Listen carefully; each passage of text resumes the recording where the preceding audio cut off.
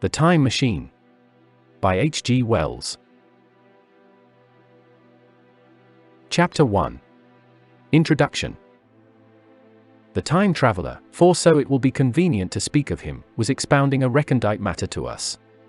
His pale grey eyes shone and twinkled, and his usually pale face was flushed and animated. The fire burnt brightly, and the soft radiance of the incandescent lights in the lilies of silver caught the bubbles that flashed and passed in our glasses. Our chairs, being his patents, embraced and caressed us rather than submitted to be sat upon, and there was that luxurious after-dinner atmosphere, when thought runs gracefully free of the trammels of precision. And he put it to us in this way, marking the points with a lean forefinger, as we sat and lazily admired his earnestness over this new paradox, as we thought it, and his fecundity.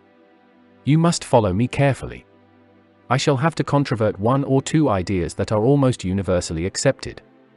The geometry, for instance, they taught you at school is founded on a misconception.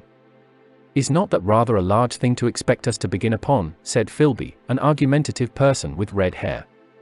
I do not mean to ask you to accept anything without reasonable ground for it. You will soon admit as much as I need from you. You know of course that a mathematical line, a line of thickness nil, has no real existence. They taught you that? Neither has a mathematical plane. These things are mere abstractions. That is all right, said the psychologist. Nor, having only length, breadth, and thickness, can a cube have a real existence. There I object, said Philby. Of course a solid body may exist. All real things. So most people think. But wait a moment. Can an instantaneous cube exist? Don't follow you, said Philby. Can a cube that does not last for any time at all have a real existence? Philby became pensive. Clearly, the time traveler proceeded, any real body must have extension in four directions, it must have length, breadth, thickness, and duration. But through a natural infirmity of the flesh, which I will explain to you in a moment, we incline to overlook this fact. There are really four dimensions, three which we call the three planes of space, and a fourth, time. There is, however, a tendency to draw an unreal distinction between the former three dimensions and the latter, because it happens that our consciousness moves intermittently in one direction along the latter from the beginning to the end of our lives. That, said a very young man, making spasmodic efforts to relight his cigar over the lamp, that very clear indeed. Now, it is very remarkable that this is so extensively overlooked, continued the time traveler, with a slight accession of cheerfulness. Really this is what is meant by the fourth dimension, though some people who talk about the fourth dimension do not know they mean it. It is only another way of looking at time. There is no difference between time and any of the three dimensions of space except that our consciousness moves along it. But some foolish people have got hold of the wrong side of that idea. You have all heard what they have to say about this fourth dimension? I have not, said the provincial mayor. It is simply this. That space, as our mathematicians have it, is spoken of as having three dimensions, which one may call length, breadth, and thickness, and is always definable by reference to three planes, each at right angles to the others. But some philosophical people have been asking why three dimensions particularly, why not another direction at right angles to the other three, and have even tried to construct a four-dimensional geometry. Professor Simon Newcomb was expounding this to the New York Mathematical Society only a month or so ago. You know how on a flat surface, which has only two dimensions, we can represent a figure of a three-dimensional solid, and similarly they think that by models of three dimensions they could represent one of four, if they could master the perspective of the thing. See? I think so, murmured the provincial mayor, and, knitting his brows, he lapsed into an introspective state, his lips moving as one who repeats mystic words. Yes, I think I see it now, he said after some time, brightening in a quite transitory manner. Well, I do not mind telling you I have been at work upon this geometry of four dimensions for some time. Some of my results are curious. For instance, here is a portrait of a man at 8 years old, another at 15, another at 17, another at 23, and so on. All these are evidently sections, as it were, three-dimensional representations of his four-dimension being, which is a fixed and unalterable thing. Scientific people, proceeded the time traveler, after the pause required for the proper assimilation of this, know very well that time is only a kind of space. Here is a popular scientific diagram, a weather record. This line I trace with my finger shows the movement of the barometer. Yesterday it was so high, yesterday night it fell, then this morning it rose again, and so gently upward to here. Surely the mercury did not trace this line in any of the dimensions of space generally recognized? But certainly it traced such a line, and that line, therefore, we must conclude, was along the time dimension. But, said the medical man, staring hard at a coal in the fire, if time is really only a fourth dimension of space, why is it, and why has it always been, regarded as something different? And why cannot we move in time as we move about in the other dimensions of space? The time traveler smiled. Are you so sure we can move freely in space? Right and left we can go, backward and forward freely enough, and men always have done so. I admit we move freely in 2 dimensions. But how about up and down? Gravitation limits us there. Not exactly, said the medical man, there are balloons. But before the balloons, save for spasmodic jumping and the inequalities of the surface, man had no freedom of vertical movement. Still they could move a little up and down, said the medical man. Easier, far easier down than up. And you cannot move at all in time, you cannot get away from the present moment. My dear sir, that is just where you are wrong. That is just where the whole world has gone wrong. We are always getting away from the present moment.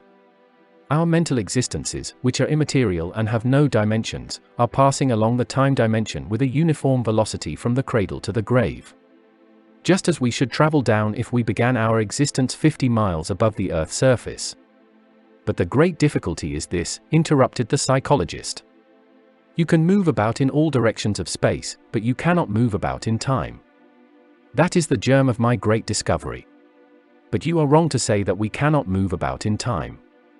For instance, if I am recalling an incident very vividly, I go back to the instant of its occurrence, I become absent-minded, as you say.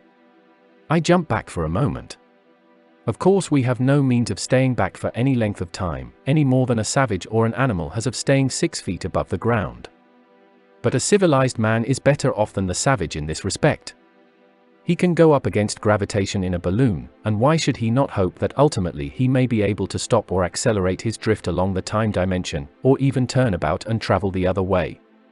Oh, this, began Philby, is all. Why not, said the time traveler. It's against reason, said Philby. What reason, said the time traveler. You can show black is white by argument, said Philby, but you will never convince me. Possibly not, said the time traveler. But now you begin to see the object of my investigations into the geometry of 4 dimensions. Long ago I had a vague inkling of a machine to travel through time, exclaimed the very young man. That shall travel indifferently in any direction of space and time, as the driver determines. Philby contented himself with laughter. But I have experimental verification, said the time traveler. It would be remarkably convenient for the historian, the psychologist suggested. One might travel back and verify the accepted account of the Battle of Hastings, for instance. Don't you think you would attract attention, said the medical man, our ancestors had no great tolerance for anachronisms.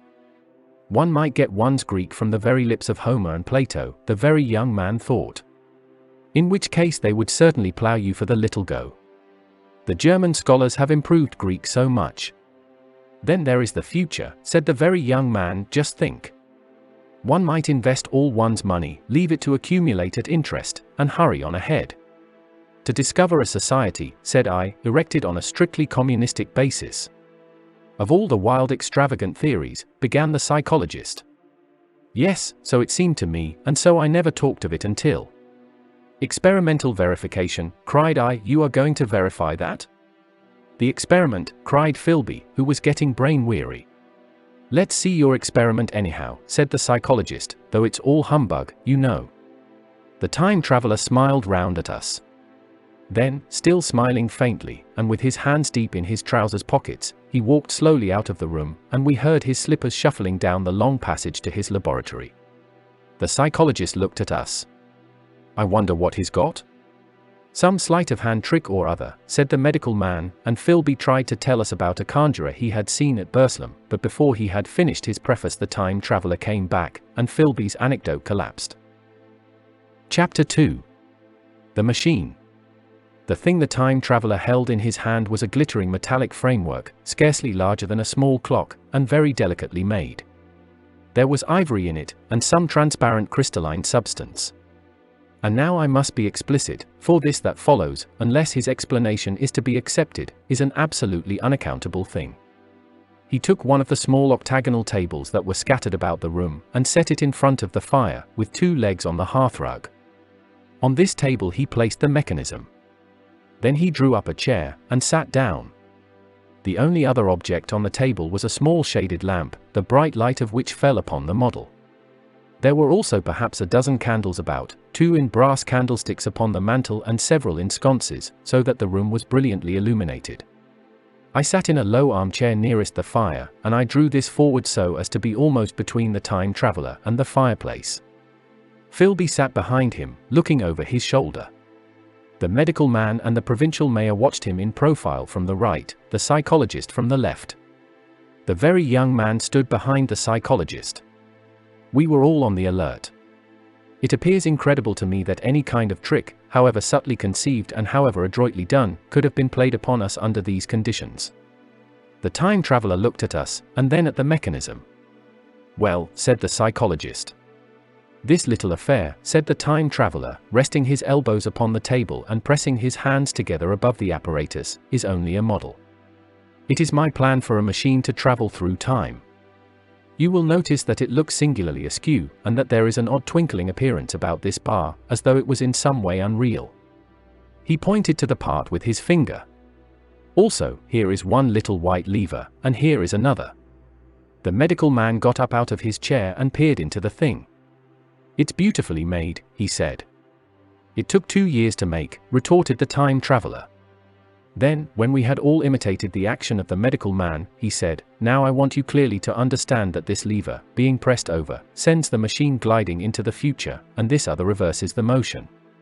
This saddle represents the seat of a time traveler. Presently I am going to press the lever, and off the machine will go. It will vanish, pass into future time, and disappear. Have a good look at the thing. Look at the table too, and satisfy yourselves there is no trickery. I don't want to waste this model, and then be told I'm a quack." There was a minute's pause perhaps. The psychologist seemed about to speak to me, but changed his mind. Then the time traveler put forth his finger towards the lever. "No," he said suddenly. "Lend me your hand." And turning to the psychologist, he took that individual's hand in his own and told him to put out his forefinger. So that it was the psychologist himself who sent forth the model time machine on its interminable voyage. We all saw the lever turn. I am absolutely certain there was no trickery. There was a breath of wind, and the lamp flame jumped. One of the candles on the mantel was blown out, and the little machine suddenly swung round, became indistinct, was seen as a ghost for a second perhaps, as an eddy of faintly glittering brass and ivory, and it was gone, vanished. Save for the lamp, the table was bare. Everyone was silent for a minute. Then Philby said he was damned. The psychologist recovered from his stupor, and suddenly looked under the table. At that the time traveler laughed cheerfully. "Well," he said, with a reminiscence of the psychologist. Then, getting up, he went to the tobacco jar on the mantel, and with his back to us began to fill his pipe. We stared at each other. "Look here," said the medical man, "are you in earnest about this? Do you seriously believe that that machine has traveled into time?" "Certainly," said the time traveler, stooping to light a spill at the fire. Then he turned, lighting his pipe, to look at the psychologist's face. The psychologist, to show that he was not unhinged, helped himself to a cigar and tried to light it uncut. "What is more, I have a big machine nearly finished in there," he indicated the laboratory, "and when that is put together I mean to have a journey on my own account." "You mean to say that that machine has traveled into the future," said Philby. "Into the future or the past, I don't, for certain, know which." After an interval the psychologist had an inspiration. "It must have gone into the past if it has gone anywhere," he said. "Why?" said the time traveler. "Because I presume that it has not moved in space, and if it traveled into the future it would still be here all this time, since it must have traveled through this time." "But," said I, "if it traveled into the past it would have been visible when we came first into this room, and last Thursday when we were here, and the Thursday before that, and so forth." Serious objections, remarked the provincial mayor, with an air of impartiality, turning towards the time traveler. Not a bit, said the time traveler, and, to the psychologist, you think? You can explain that. It's presentation below the threshold, you know, diluted presentation. Of course, said the psychologist, and reassured us. That's a simple point of psychology. I should have thought of it. It's plain enough, and helps the paradox delightfully. We cannot see it, nor can we appreciate this machine, any more than we can the spoke of a wheel spinning, or a bullet flying through the air. If it is traveling through time 50 times or 100 times faster than we are, if it gets through a minute while we get through a second, the impression it creates will of course be only 1/50th or 100th of what it would make if it were not traveling in time. That's plain enough. He passed his hand through the space in which the machine had been. You see, he said, laughing. We sat and stared at the vacant table for a minute or so. Then the time traveler asked us what we thought of it all. It sounds plausible enough tonight, said the medical man, but wait until tomorrow. Wait for the common sense of the morning. Would you like to see the time machine itself? Asked the time traveler. And therewith, taking the lamp in his hand, he led the way down the long, drafty corridor to his laboratory. I remember vividly the flickering light, his queer, broad head in silhouette, the dance of the shadows, how we all followed him, puzzled but incredulous, and how there in the laboratory we beheld a larger edition of the little mechanism which we had seen vanish from before our eyes. Parts were of nickel, parts of ivory, parts had certainly been filed or sawn out of rock crystal. The thing was generally complete, but the twisted crystalline bars lay unfinished upon the bench beside some sheets of drawings, and I took one up for a better look at it. Quartz it seemed to be. Look here, said the medical man, are you perfectly serious? Or is this a trick, like that ghost you showed us last Christmas? Upon that machine, said the time traveler, holding the lamp aloft, I intend to explore time. Is that plain? I was never more serious in my life. None of us quite knew how to take it. I caught Philby's eye over the shoulder of the medical man, and he winked at me solemnly. Chapter 3.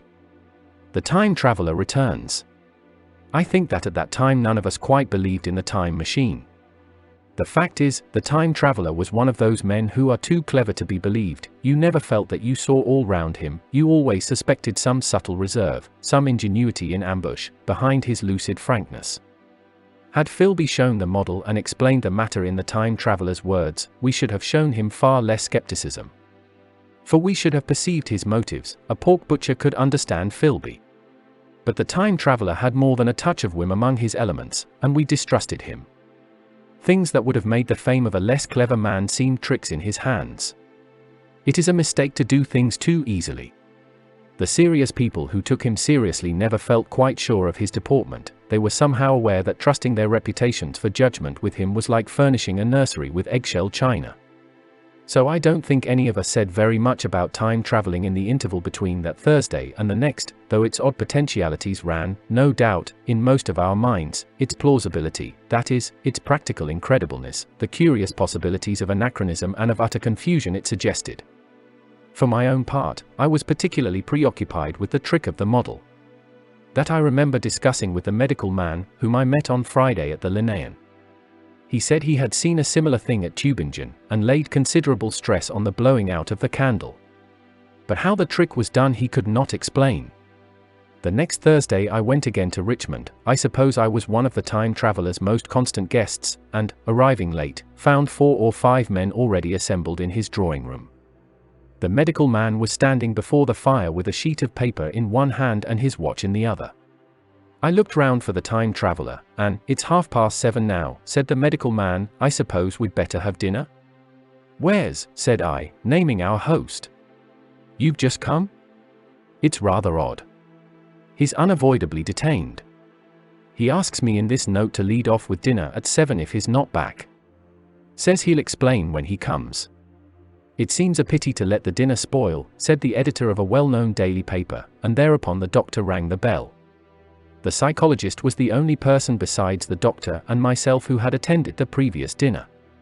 The other men were blank, the editor aforementioned, a certain journalist, and another, a quiet, shy man with a beard, whom I didn't know, and who, as far as my observation went, never opened his mouth all the evening. There was some speculation at the dinner table about the time traveler's absence, and I suggested time traveling, in a half-jocular spirit. The editor wanted that explained to him, and the psychologist volunteered a wooden account of the ingenious paradox and trick we had witnessed that day week. He was in the midst of his exposition when the door from the corridor opened slowly and without noise. I was facing the door, and saw it first. "Hello," I said. "At last." And the door opened wider, and the time traveler stood before us. I gave a cry of surprise. "Good heavens! Man, what's the matter?" cried the medical man, who saw him next. And the whole tableful turned towards the door. He was in an amazing plight. His coat was dusty and dirty, and smeared with green down the sleeves, his hair disordered, and as it seemed to me grayer, either with dust and dirt or because its color had actually faded. His face was ghastly pale, his chin had a brown cut on it, a cut half-healed, his expression was haggard and drawn, as by intense suffering. For a moment he hesitated in the doorway, as if he had been dazzled by the light. Then he came into the room. He walked with just such a limp as I have seen in footsore tramps. We stared at him in silence, expecting him to speak. He said not a word, but came painfully to the table, and made a motion towards the wine. The editor filled a glass of champagne, and pushed it towards him. He drained it, and it seemed to do him good, for he looked round the table, and the ghost of his old smile flickered across his face. "What on earth have you been up to, man?" said the doctor. The time traveler did not seem to hear. "Don't let me disturb you," he said, with a certain faltering articulation. "I'm all right." He stopped, held out his glass for more, and took it off at a draught. "That's good," he said. His eyes grew brighter, and a faint color came into his cheeks. His glance flickered over our faces with a certain dull approval, and then went round the warm and comfortable room. Then he spoke again, still as it were feeling his way among his words. "I'm going to wash and dress, and then I'll come down and explain things. Save me some of that mutton. I'm starving for a bit of meat." He looked across at the editor, who was a rare visitor, and hoped he was all right. The editor began a question. "Tell you presently," said the time traveler. "I'm funny. Be all right in a minute." He put down his glass, and walked towards the staircase door. Again I remarked his lameness and the soft padding sound of his footfall, and standing up in my place, I saw his feet as he went out. He had nothing on them but a pair of tattered, blood-stained socks. Then the door closed upon him. I had half a mind to follow, till I remembered how he detested any fuss about himself. For a minute, perhaps, my mind was wool-gathering. Then, remarkable behavior of an eminent scientist, I heard the editor say, thinking, after his wont, in headlines. And this brought my attention back to the bright dinner table. "What's the game?" said the journalist. "Has he been doing the amateur cadger? I don't follow." I met the eye of the psychologist, and read my own interpretation in his face. I thought of the time traveler limping painfully upstairs. I don't think anyone else had noticed his lameness. The first to recover completely from this surprise was the medical man, who rang the bell. The time traveler hated to have servants waiting at dinner, for a hot plate. At that the editor turned to his knife and fork with a grunt, and the silent man followed suit. The dinner was resumed. Conversation was exclamatory for a little while with gaps of wonderment, and then the editor got fervent in his curiosity. "Does our friend eke out his modest income with a crossing? Or has he his Nebuchadnezzar phases?" he inquired. "I feel assured it's this business of the time machine," I said, and took up the psychologist's account of our previous meeting. The new guests were frankly incredulous. The editor raised objections. What was this time traveling? A man couldn't cover himself with dust by rolling in a paradox, could he? And then, as the idea came home to him, he resorted to caricature. Hadn't they any clothes brushes in the future? The journalist too would not believe at any price, and joined the editor in the easy work of heaping ridicule on the whole thing. They were both the new kind of journalist, very joyous, irreverent young men. Our special correspondent in the Day After Tomorrow reports, the journalist was saying, or rather shouting, when the time traveler came back. He was dressed in ordinary evening clothes, and nothing save his haggard look remained of the change that had startled me. "I say," said the editor hilariously, "these chaps here say you have been traveling into the middle of next week." Tell us all about Little Rosebery, will you? What will you take for the lot? The time traveler came to the place reserved for him without a word. He smiled quietly, in his old way. Where's my mutton, he said. What a treat it is to stick a fork into meat again. Story, cried the editor. Story be damned, said the time traveler. I want something to eat. I won't say a word until I get some peptone into my arteries. Thanks. And the salt? One word, said I. Have you been time traveling? Yes, said the time traveler, with his mouth full, nodding his head. I'd give £1 a line for a verbatim note, said the editor. The time traveler pushed his glass towards the silent man and rang it with his fingernail, at which the silent man, who had been staring at his face, started convulsively, and poured him wine. The rest of the dinner was uncomfortable. For my own part, sudden questions kept on rising to my lips, and I dare say it was the same with the others. The journalist tried to relieve the tension by telling anecdotes of Hetty Potter. The time traveler devoted his attention to his dinner, and displayed the appetite of a tramp. The medical man smoked a cigarette, and watched the time traveler through his eyelashes. The silent man seemed even more clumsy than usual, and drank champagne with regularity and determination out of sheer nervousness. At last the time traveler pushed his plate away, and looked round us. I suppose I must apologize, he said. I was simply starving. I've had a most amazing time. He reached out his hand for a cigar, and cut the end. But come into the smoking room. It's too long a story to tell over greasy plates.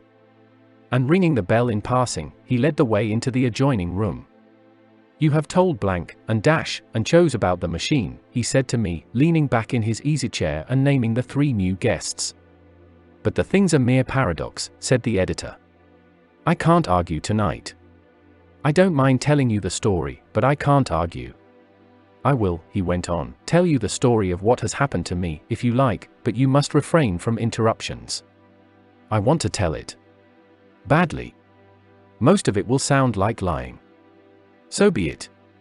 It's true, every word of it, all the same. I was in my laboratory at 4 o'clock, and since then. I've lived 8 days, such days as no human being ever lived before.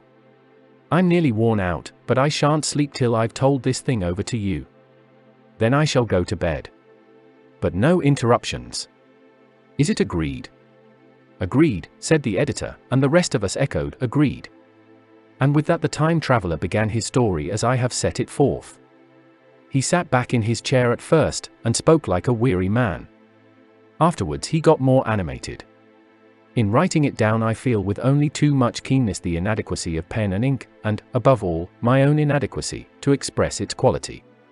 You read, I will suppose, attentively enough, but you cannot see the speaker's white, sincere face in the bright circle of the little lamp, nor hear the intonation of his voice.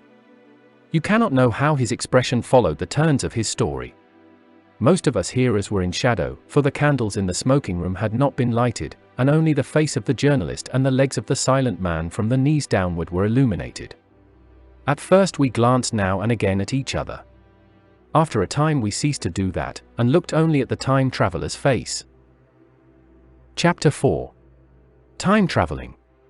I told some of you last Thursday of the principles of the time machine, and showed you the actual thing itself, incomplete in the workshop.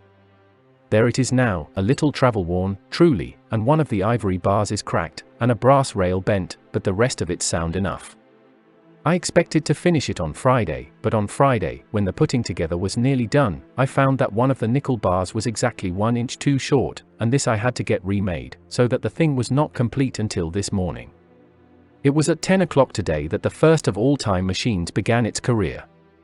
I gave it a last tap, tried all the screws again, put one more drop of oil on the quartz rod, and sat myself in the saddle. I suppose a suicide who holds a pistol to his skull feels much the same wonder at what will come next as I felt then. I took the starting lever in one hand and the stopping one in the other, pressed the first, and almost immediately the second. I seemed to reel, I felt a nightmare sensation of falling, and, looking round, I saw the laboratory exactly as before. Had anything happened? For a moment I suspected that my intellect had tricked me. Then I noted the clock. A moment before, as it seemed, it had stood at a minute or so past 10, now it was nearly 3:30. I drew a breath, set my teeth, gripped the starting lever with both hands, and went off with a thud. The laboratory got hazy and went dark. Mrs. Watchett came in and walked, apparently without seeing me, towards the garden door. I suppose it took her a minute or so to traverse the place, but to me she seemed to shoot across the room like a rocket. I pressed the lever over to its extreme position. The night came like the turning out of a lamp, and in another moment came tomorrow. The laboratory grew faint and hazy, then fainter and ever fainter. Tomorrow night came black, then day again, night again, day again, faster and faster still. An eddying murmur filled my ears, and a strange, dumb confusedness descended on my mind. I am afraid I cannot convey the peculiar sensations of time traveling. They are excessively unpleasant. There is a feeling exactly like that one has upon a switchback, of a helpless headlong motion. I felt the same horrible anticipation, too, of an imminent smash.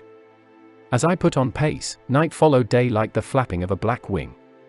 The dim suggestion of the laboratory seemed presently to fall away from me, and I saw the sun hopping swiftly across the sky, leaping it every minute, and every minute marking a day. I supposed the laboratory had been destroyed and I had come into the open air. I had a dim impression of scaffolding, but I was already going too fast to be conscious of any moving things. The slowest snail that ever crawled dashed by too fast for me. The twinkling succession of darkness and light was excessively painful to the eye. Then, in the intermittent darknesses, I saw the moon spinning swiftly through her quarters from new to full, and had a faint glimpse of the circling stars. Presently, as I went on, still gaining velocity, the palpitation of night and day merged into one continuous grayness, the sky took on a wonderful deepness of blue, a splendid luminous color like that of early twilight, the jerking sun became a streak of fire, a brilliant arch, in space, the moon a fainter fluctuating band, and I could see nothing of the stars, save now and then a brighter circle flickering in the blue. The landscape was misty and vague. I was still on the hillside upon which this house now stands, and the shoulder rose above me grey and dim. I saw trees growing and changing like puffs of vapor, now brown, now green, they grew, spread, shivered, and passed away. I saw huge buildings rise up faint and fair, and pass like dreams. The whole surface of the earth seemed changed, melting and flowing under my eyes. The little hands upon the dials that registered my speed raced round faster and faster. Presently I noted that the sun belt swayed up and down, from solstice to solstice, in a minute or less, and that consequently my pace was over a year a minute, and minute by minute the white snow flashed across the world, and vanished, and was followed by the bright, brief green of spring. The unpleasant sensations of the start were less poignant now. They merged at last into a kind of hysterical exhilaration.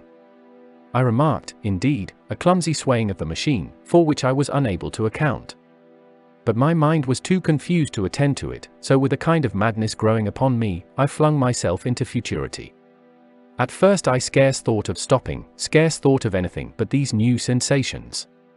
But presently a fresh series of impressions grew up in my mind, a certain curiosity and therewith a certain dread, until at last they took complete possession of me. What strange developments of humanity, what wonderful advances upon our rudimentary civilization, I thought, might not appear when I came to look nearly into the dim elusive world that raced and fluctuated before my eyes. I saw great and splendid architecture rising about me, more massive than any buildings of our own time, and yet, as it seemed, built of glimmer and mist. I saw a richer green flow up the hillside, and remain there, without any wintry intermission. Even through the veil of my confusion the earth seemed very fair. And so my mind came round to the business of stopping.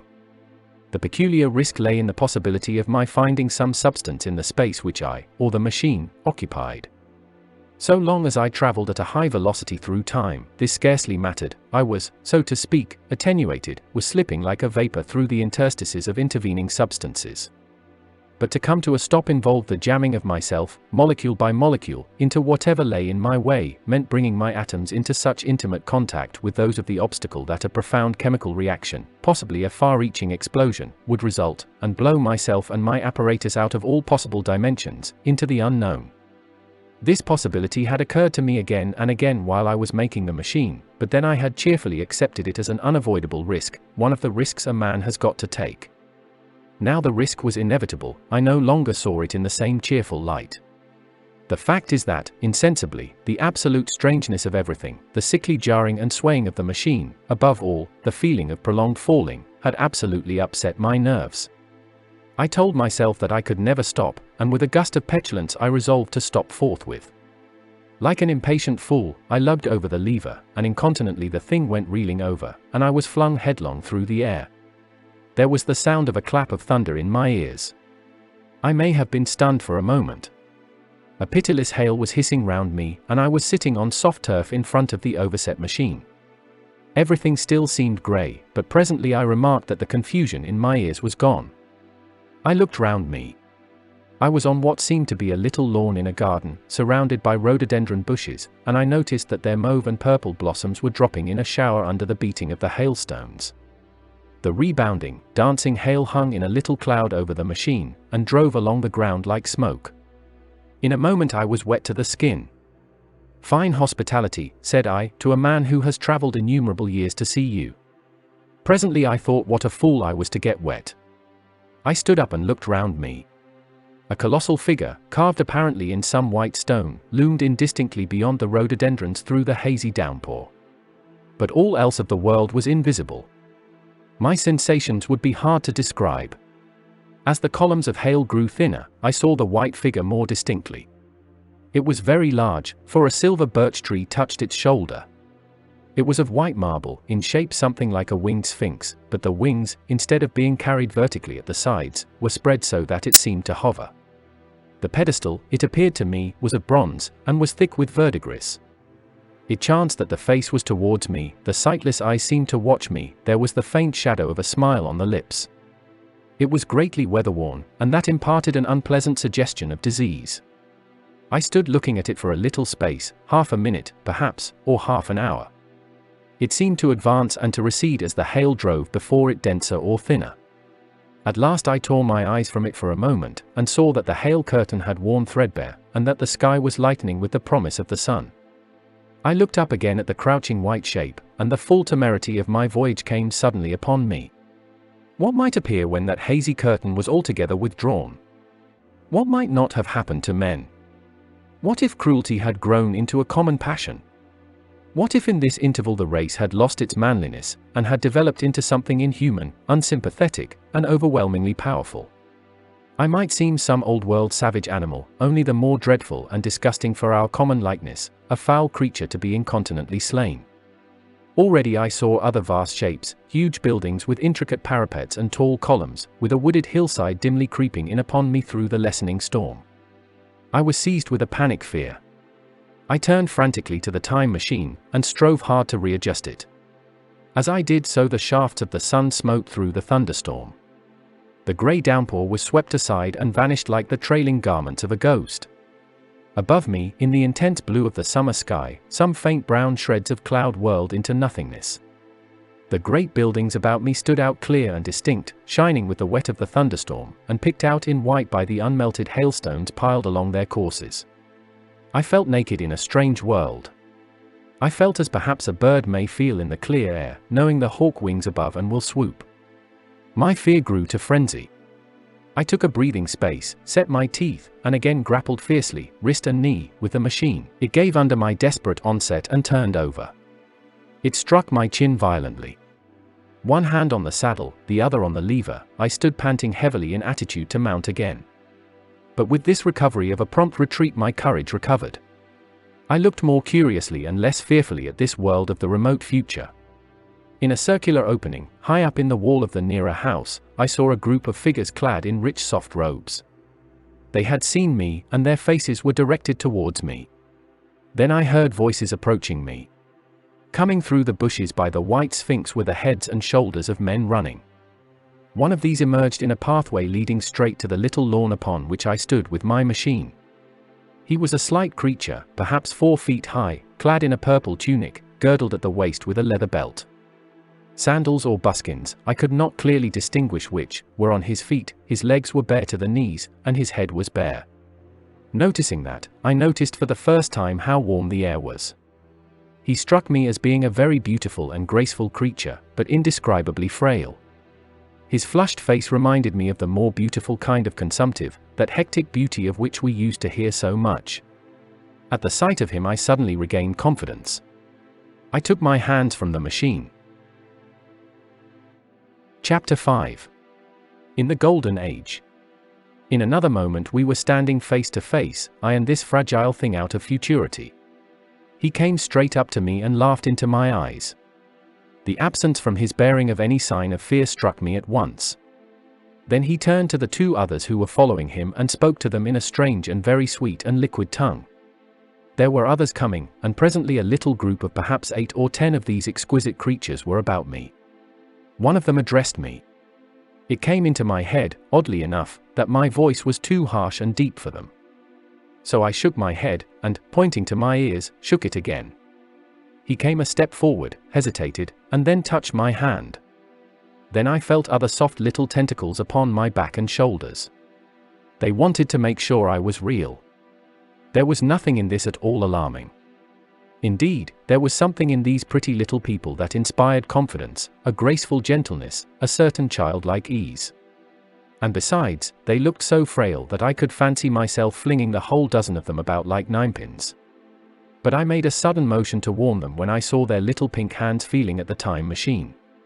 Happily then, when it was not too late, I thought of a danger I had hitherto forgotten, and reaching over the bars of the machine I unscrewed the little levers that would set it in motion, and put these in my pocket.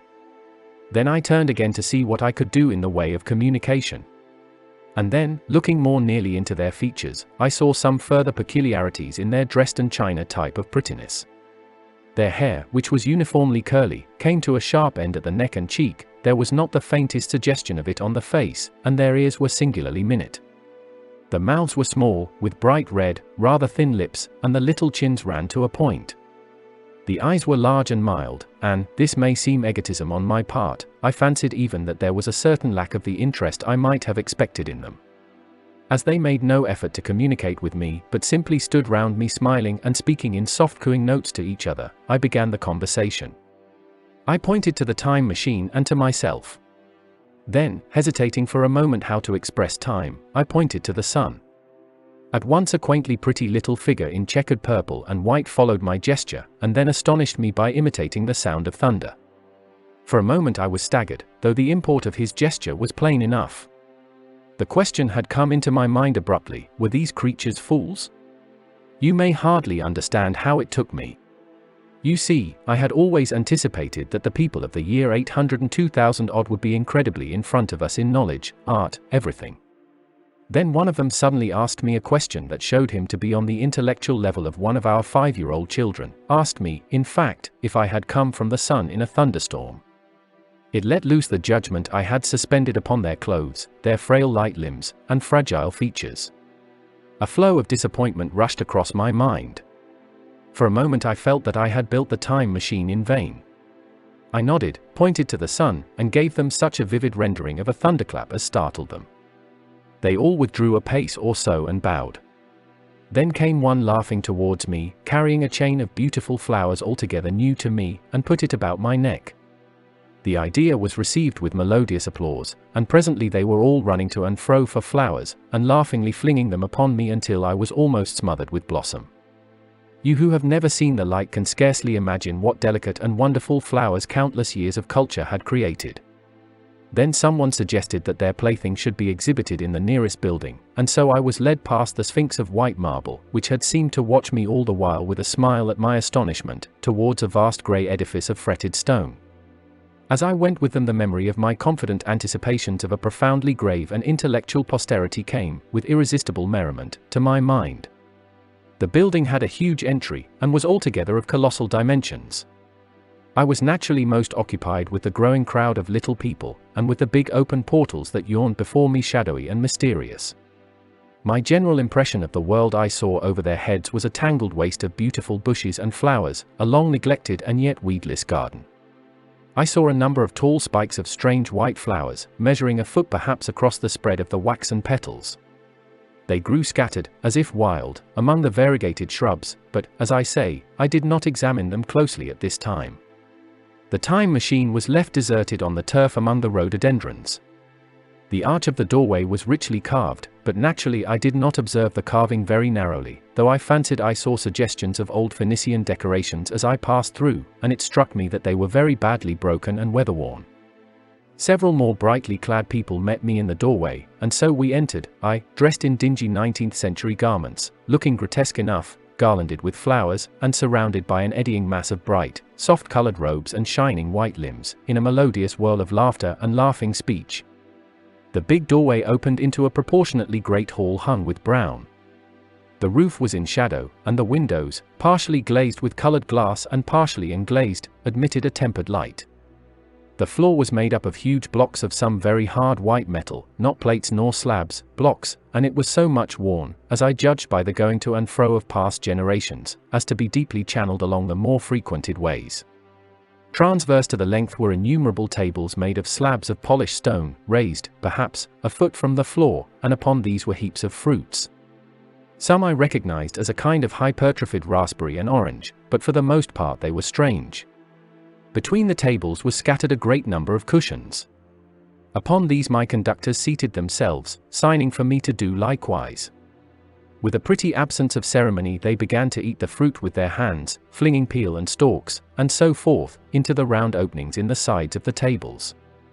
I was not loath to follow their example, for I felt thirsty and hungry. As I did so I surveyed the hall at my leisure. And perhaps the thing that struck me most was its dilapidated look. The stained glass windows, which displayed only a geometrical pattern, were broken in many places, and the curtains that hung across the lower end were thick with dust. And it caught my eye that the corner of the marble table near me was fractured. Nevertheless, the general effect was extremely rich and picturesque. There were, perhaps, a couple of hundred people dining in the hall, and most of them, seated as near to me as they could come, were watching me with interest, their little eyes shining over the fruit they were eating. All were clad in the same soft, and yet strong, silky material. Fruit, by the by, was all their diet. These people of the remote future were strict vegetarians, and while I was with them, in spite of some carnal cravings, I had to be frugivorous also. Indeed, I found afterwards that horses, cattle, sheep, dogs, had followed the ichthyosaurus into extinction. But the fruits were very delightful, one, in particular, that seemed to be in season all the time I was there, a flowery thing in a three-sided husk, was especially good, and I made it my staple. At first I was puzzled by all these strange fruits, and by the strange flowers I saw, but later I began to perceive their import. However, I am telling you of my fruit dinner in the distant future now. So soon as my appetite was a little checked, I determined to make a resolute attempt to learn the speech of these new men of mine. Clearly that was the next thing to do. The fruit seemed a convenient thing to begin upon, and holding one of these up I began a series of interrogative sounds and gestures. I had some considerable difficulty in conveying my meaning. At first my efforts met with a stare of surprise or inextinguishable laughter, but presently a fair-haired little creature seemed to grasp my intention and repeated a name. They had to chatter and explain the business at great length to each other, and my first attempts to make the exquisite little sounds of their language caused an immense amount of genuine, if uncivil, amusement. However, I felt like a schoolmaster amidst children, and persisted, and presently I had a score of noun substantives at least at my command, and then I got to demonstrative pronouns, and even the verb to eat. But it was slow work, and the little people soon tired and wanted to get away from my interrogations, so I determined, rather of necessity, to let them give their lessons in little doses when they felt inclined. And very little doses I found they were before long, for I never met people more indolent or more easily fatigued. Chapter 6. The Sunset of Mankind. A queer thing I soon discovered about my little hosts, and that was their lack of interest. They would come to me with eager cries of astonishment, like children, but, like children they would soon stop examining me, and wander away after some other toy. The dinner and my conversational beginnings ended, I noted for the first time that almost all those who had surrounded me at first were gone. It is odd, too, how speedily I came to disregard these little people. I went out through the portal into the sunlit world again as soon as my hunger was satisfied.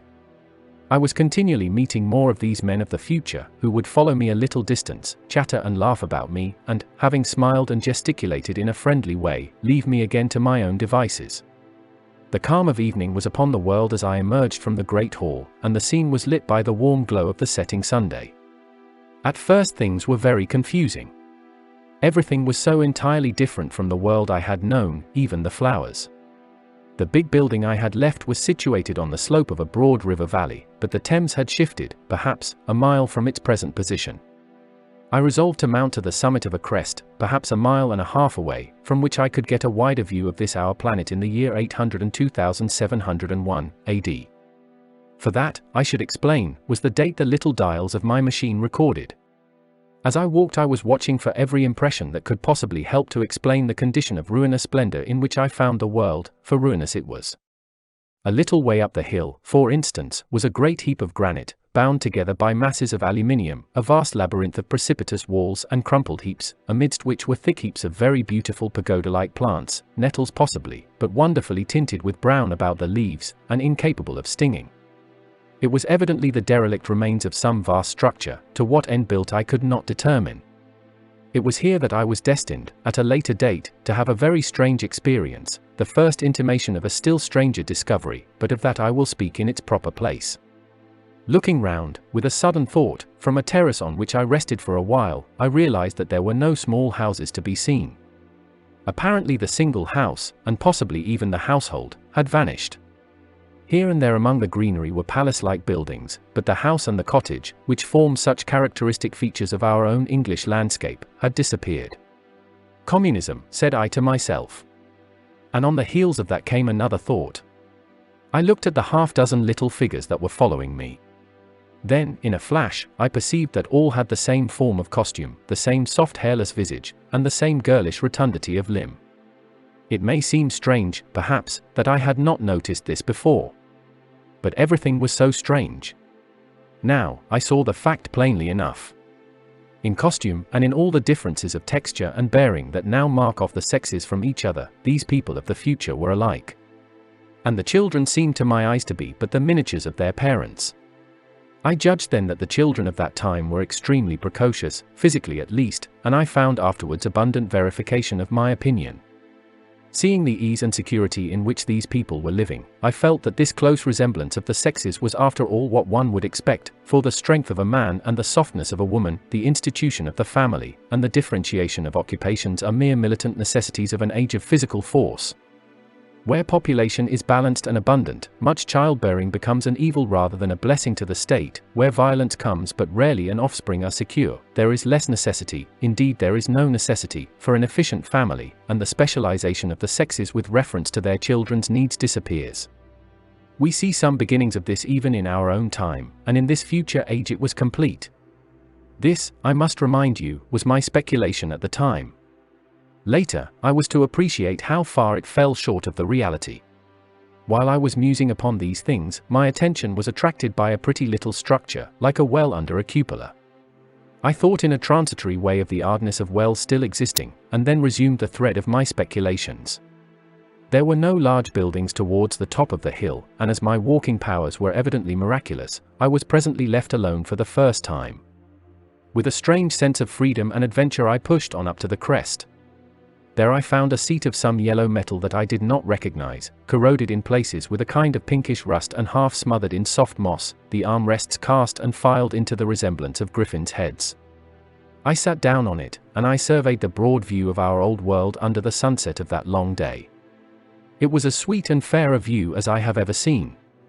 The sun had already gone below the horizon and the west was flaming gold, touched with some horizontal bars of purple and crimson. Below was the valley of the Thames, in which the river lay like a band of burnished steel. I have already spoken of the great palaces dotted about among the variegated greenery, some in ruins and some still occupied. Here and there rose a white or silvery figure in the waste garden of the earth, here and there came the sharp vertical line of some cupola or obelisk. There were no hedges, no signs of proprietary rights, no evidences of agriculture, the whole earth had become a garden. So watching, I began to put my interpretation upon the things I had seen, and as it shaped itself to me that evening, my interpretation was something in this way. Afterwards I found I had got only a half-truth, or only a glimpse of one facet of the truth. It seemed to me that I had happened upon humanity upon the wane. The ruddy sunset set me thinking of the sunset of mankind. For the first time I began to realize an odd consequence of the social effort in which we are at present engaged. And yet, come to think, it is a logical consequence enough. Strength is the outcome of need, security sets a premium on feebleness. The work of ameliorating the conditions of life, the true civilizing process that makes life more and more secure, had gone steadily on to a climax. One triumph of a united humanity over nature had followed another. Things that are now mere dreams had become projects deliberately put in hand and carried forward. And the harvest was what I saw. After all, the sanitation and the agriculture of today are still in the rudimentary stage. The science of our time has attacked but a little department of the field of human disease, but, even so, it spreads its operations very steadily and persistently. Our agriculture and horticulture destroy a weed just here and there and cultivate perhaps a score or so of wholesome plants, leaving the greater number to fight out a balance as they can. We improve our favorite plants and animals, and how few they are, gradually by selective breeding, now a new and better peach, now a seedless grape, now a sweeter and larger flower, now a more convenient breed of cattle. We improve them gradually, because our ideals are vague and tentative, and our knowledge is very limited, because nature, too, is shy and slow in our clumsy hands. Some day all this will be better organized, and still better. That is the drift of the current in spite of the eddies. The whole world will be intelligent, educated, and cooperating. Things will move faster and faster towards the subjugation of nature. In the end, wisely and carefully we shall readjust the balance of animal and vegetable life to suit our human needs. This adjustment, I say, must have been done, and done well, done indeed for all time, in the space of time across which my machine had leapt. The air was free from gnats, the earth from weeds or fungi, everywhere were fruits and sweet and delightful flowers, brilliant butterflies flew hither and thither. The ideal of preventive medicine was attained. Diseases had been stamped out. I saw no evidence of any contagious diseases during all my stay. And I shall have to tell you later that even the processes of putrefaction and decay had been profoundly affected by these changes. Social triumphs, too, had been effected. I saw mankind housed in splendid shelters, gloriously clothed, and as yet I had found them engaged in no toil. There were no signs of struggle, neither social nor economical struggle. The shop, the advertisement, traffic, all that commerce which constitutes the body of our world, was gone. It was natural on that golden evening that I should jump at the idea of a social paradise. The difficulty of increasing population had been met, I guessed, and population had ceased to increase. But with this change in condition comes inevitably adaptations to the change. What, unless biological science is a mass of errors, is the cause of human intelligence and vigor? Hardship and freedom, conditions under which the active, strong, and subtle survive and the weaker go to the wall, conditions that put a premium upon the loyal alliance of capable men, upon self-restraint, patience, and decision. And the institution of the family, and the emotions that arise therein, the fierce jealousy, the tenderness for offspring, parental self-devotion, all found their justification and support in the imminent dangers of the young. Now, where are these imminent dangers?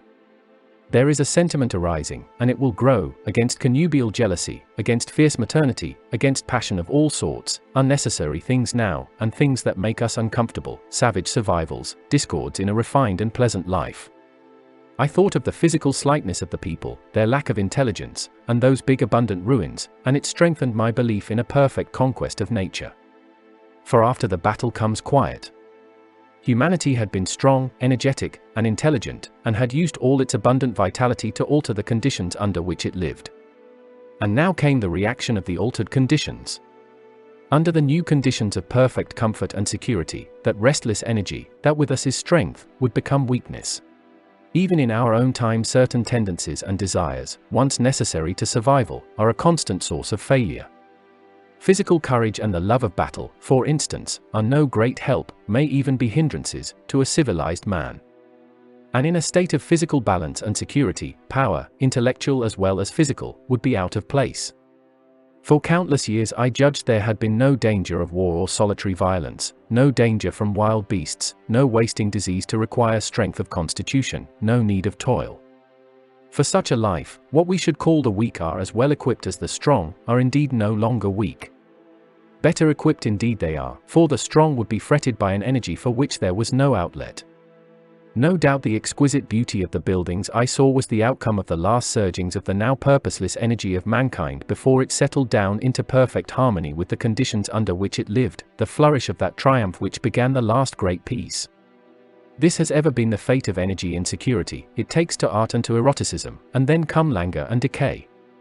Even this artistic impetus would at last die away, had almost died in the time I saw. To adorn themselves with flowers, to dance, to sing in the sunlight, so much was left of the artistic spirit, and no more. Even that would fade in the end into a contented inactivity. We are kept keen on the grindstone of pain and necessity, and it seemed to me that here was that hateful grindstone broken at last. As I stood there in the gathering dark, I thought that in this simple explanation I had mastered the problem of the world, mastered the whole secret of these delicious people.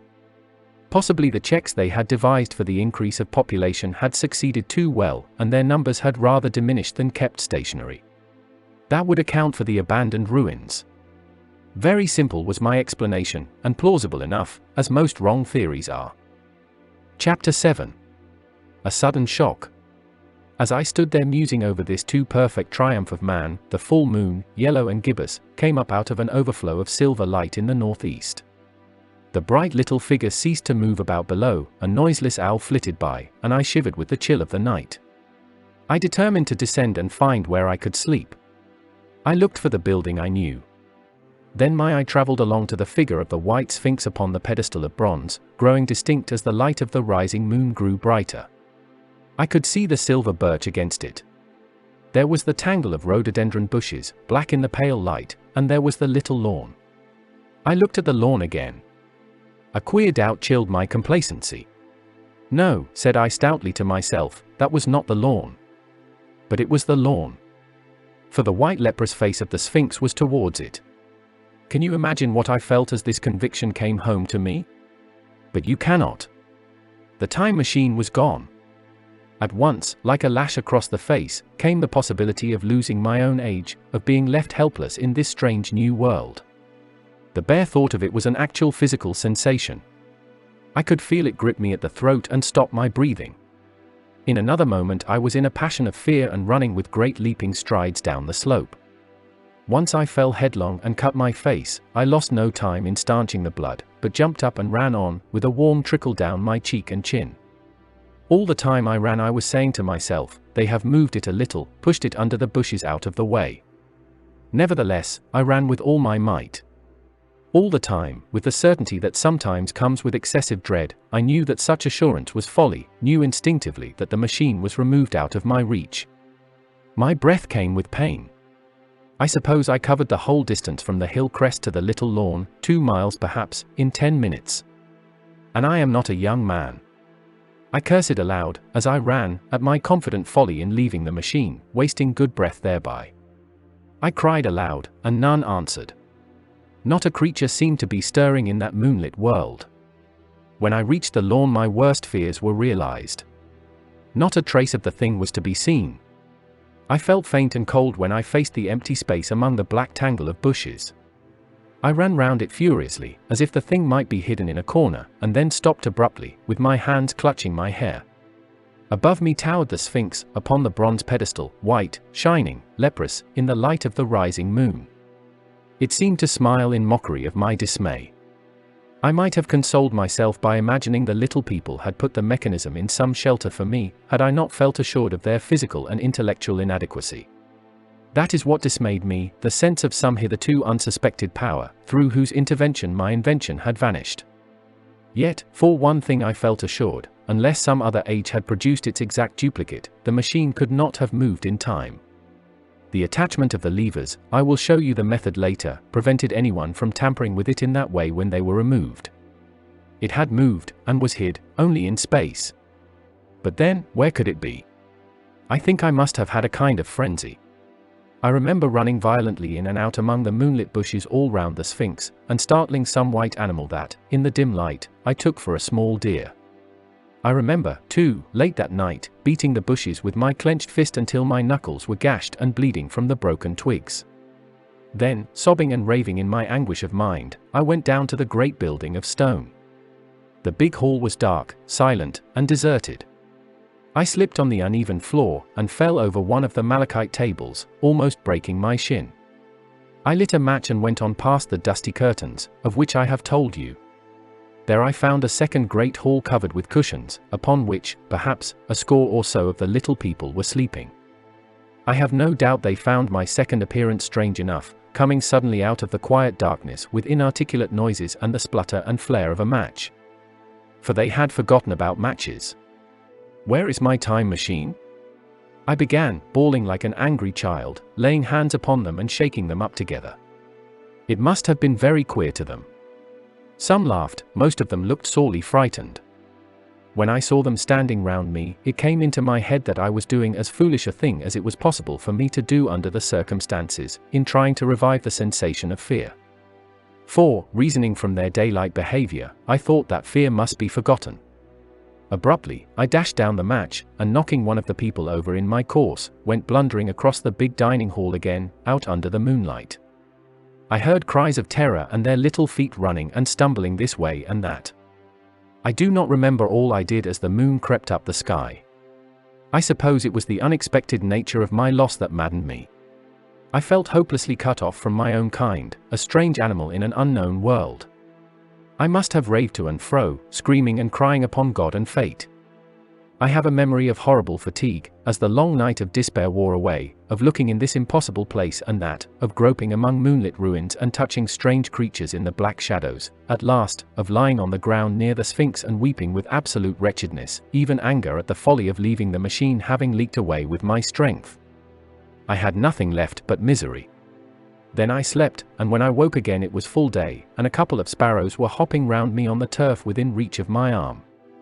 I sat up in the freshness of the morning, trying to remember how I had got there, and why I had such a profound sense of desertion and despair. Then things came clear in my mind. With the plain, reasonable daylight, I could look my circumstances fairly in the face. I saw the wild folly of my frenzy overnight, and I could reason with myself. Suppose the worst? I said. Suppose the machine altogether lost, perhaps destroyed? It behoves me to be calm and patient, to learn the way of the people, to get a clear idea of the method of my loss, and the means of getting materials and tools, so that in the end, perhaps, I may make another. That would be my only hope, a poor hope, perhaps, but better than despair. And, after all, it was a beautiful and curious world. But probably the machine had only been taken away. Still, I must be calm and patient, find its hiding place, and recover it by force or cunning. And with that I scrambled to my feet and looked about me, wondering where I could bathe. I felt weary, stiff, and travel-soiled. The freshness of the morning made me desire an equal freshness. I had exhausted my emotion. Indeed, as I went about my business, I found myself wondering at my intense excitement overnight. I made a careful examination of the ground about the little lawn. I wasted some time in futile questionings, conveyed, as well as I was able, to such of the little people as came by. They all failed to understand my gestures, some were simply stolid, some thought it was a jest and laughed at me. I had the hardest task in the world to keep my hands off their pretty laughing faces. It was a foolish impulse, but the devil begotten of fear and blind anger was ill-curbed and still eager to take advantage of my perplexity. The turf gave better counsel. I found a groove ripped in it, about midway between the pedestal of the Sphinx and the marks of my feet where, on arrival, I had struggled with the overturned machine. There were other signs of removal about, with queer narrow footprints like those I could imagine made by a sloth. This directed my closer attention to the pedestal. It was, as I think I have said, of bronze. It was not a mere block, but highly decorated with deep framed panels on either side. I went and rapped at these. The pedestal was hollow. Examining the panels with care I found them discontinuous with the frames. There were no handles or keyholes, but possibly the panels, if they were doors, as I supposed, opened from within. One thing was clear enough to my mind. It took no very great mental effort to infer that my time machine was inside that pedestal. But how it got there was a different problem. I saw the heads of two orange-clad people coming through the bushes and under some blossom-covered apple trees towards me. I turned smiling to them, and beckoned them to me. They came, and then, pointing to the bronze pedestal, I tried to intimate my wish to open it.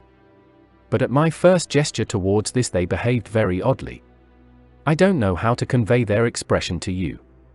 Suppose you were to use a grossly improper gesture to a delicate-minded woman, it is how she would look. They went off as if they had received the last possible insult. I tried a sweet-looking little chap in white next, with exactly the same result. Somehow, his manner made me feel ashamed of myself. But, as you know, I wanted the time machine, and I tried him once more. As he turned off, like the others, my temper got the better of me. In 3 strides I was after him, had him by the loose part of his robe round the neck, and began dragging him towards the Sphinx. Then I saw the horror and repugnance of his face, and all of a sudden I let him go. But I was not beaten yet. I banged with my fist at the bronze panels. I thought I heard something stir inside. To be explicit, I thought I heard a sound like a chuckle, but I must have been mistaken. Then I got a big pebble from the river, and came and hammered till I had flattened a coil in the decorations, and the verdigris came off in powdery flakes.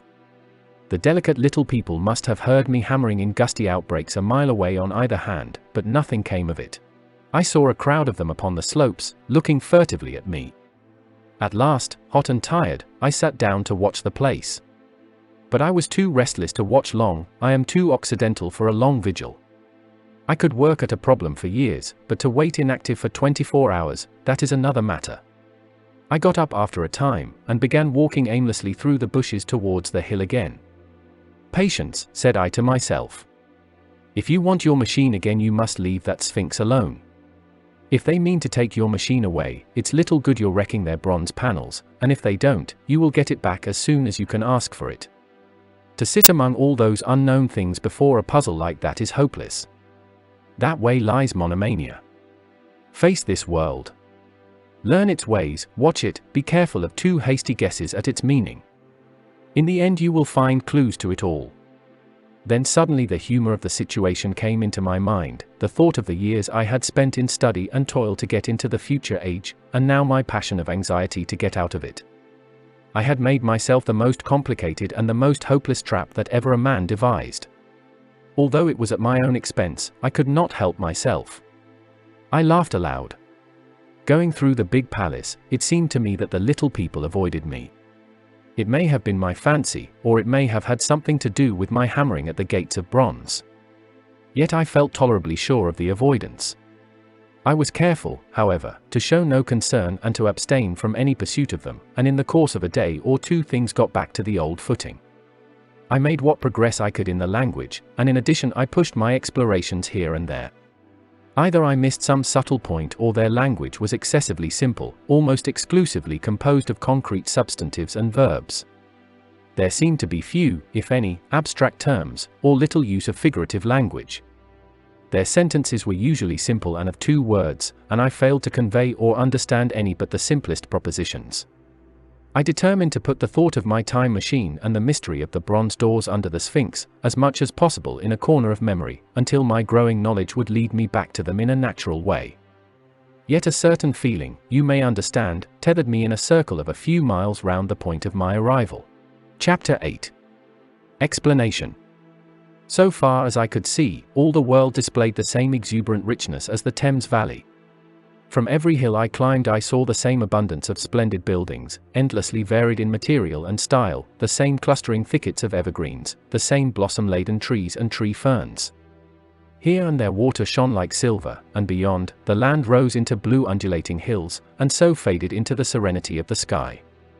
A peculiar feature, which presently attracted my attention, was the presence of certain circular wells, several, as it seemed to me, of a very great depth. One lay by the path up the hill which I had followed during my first walk. Like the others, it was rimmed with bronze, curiously wrought, and protected by a little cupola from the rain. Sitting by the side of these wells, and peering down into the shafted darkness, I could see no gleam of water, nor could I start any reflection with a lighted match. But in all of them I heard a certain sound, a thud, thud, thud, like the beating of some big engine, and I discovered, from the flaring of my matches, that a steady current of air set down the shafts.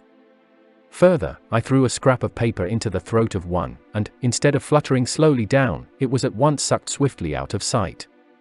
After a time, too, I came to connect these wells with tall towers standing here and there upon the slopes, for above them there was often just such a flicker in the air as one sees on a hot day above a sun-scorched beach.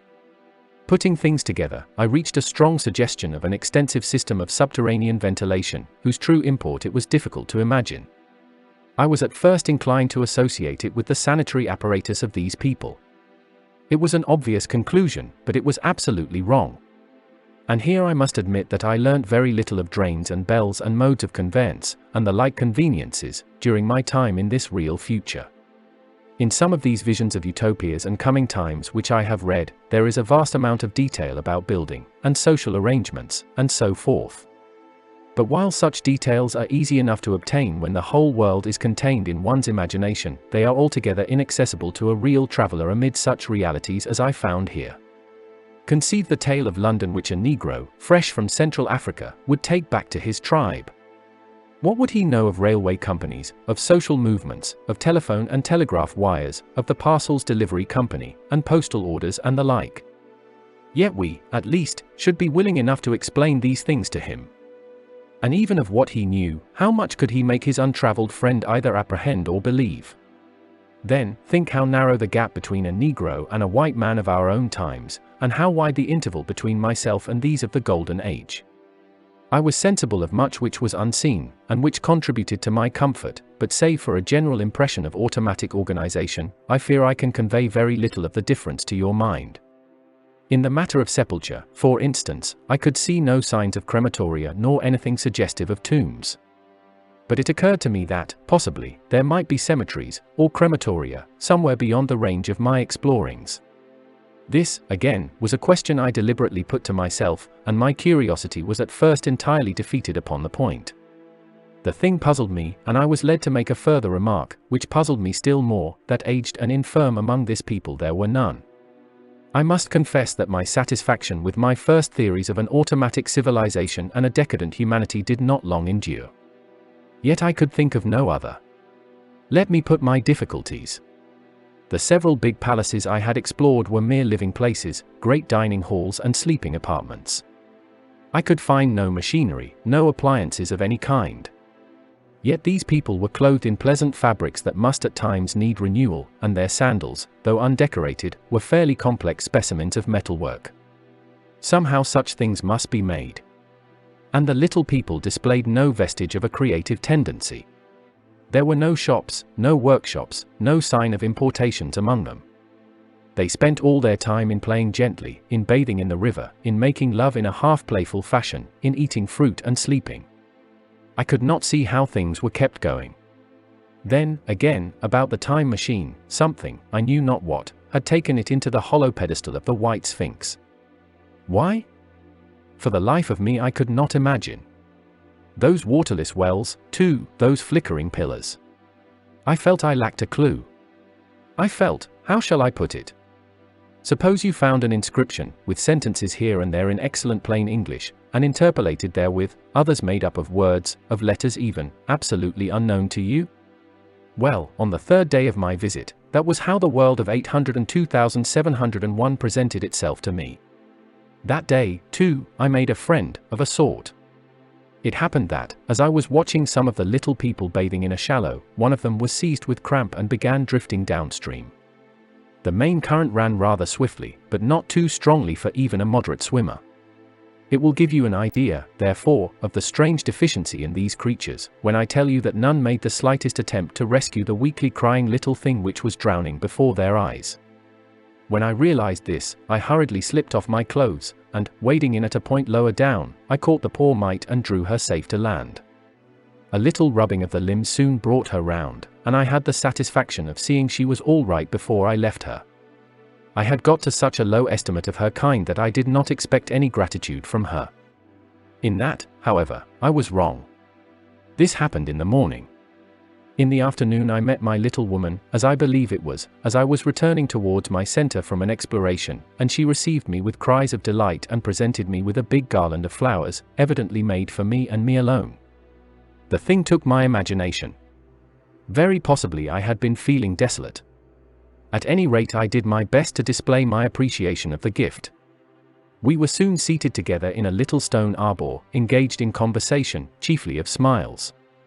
The creature's friendliness affected me exactly as a child's might have done. We passed each other flowers, and she kissed my hands.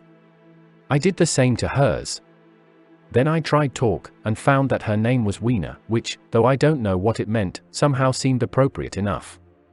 That was the beginning of a queer friendship which lasted a week, and ended, as I will tell you. She was exactly like a child. She wanted to be with me always. She tried to follow me everywhere, and on my next journey out and about it went to my heart to tire her down, and leave her at last, exhausted and calling after me rather plaintively. But the problems of the world had to be mastered. I had not, I said to myself, come into the future to carry on a miniature flirtation. Yet her distress when I left her was very great, her expostulations at the parting were sometimes frantic, and I think, altogether, I had as much trouble as comfort from her devotion. Nevertheless she was, somehow, a very great comfort. I thought it was mere childish affection that made her cling to me. Until it was too late, I did not clearly know what I had inflicted upon her when I left her. Nor until it was too late did I clearly understand what she was to me. For, by merely seeming fond of me, and showing in her weak, futile way that she cared for me, the little doll of a creature presently gave my return to the neighborhood of the white Sphinx almost the feeling of coming home, and I would watch for her tiny figure of white and gold so soon as I came over the hill. It was from her, too, that I learnt that fear had not yet left the world.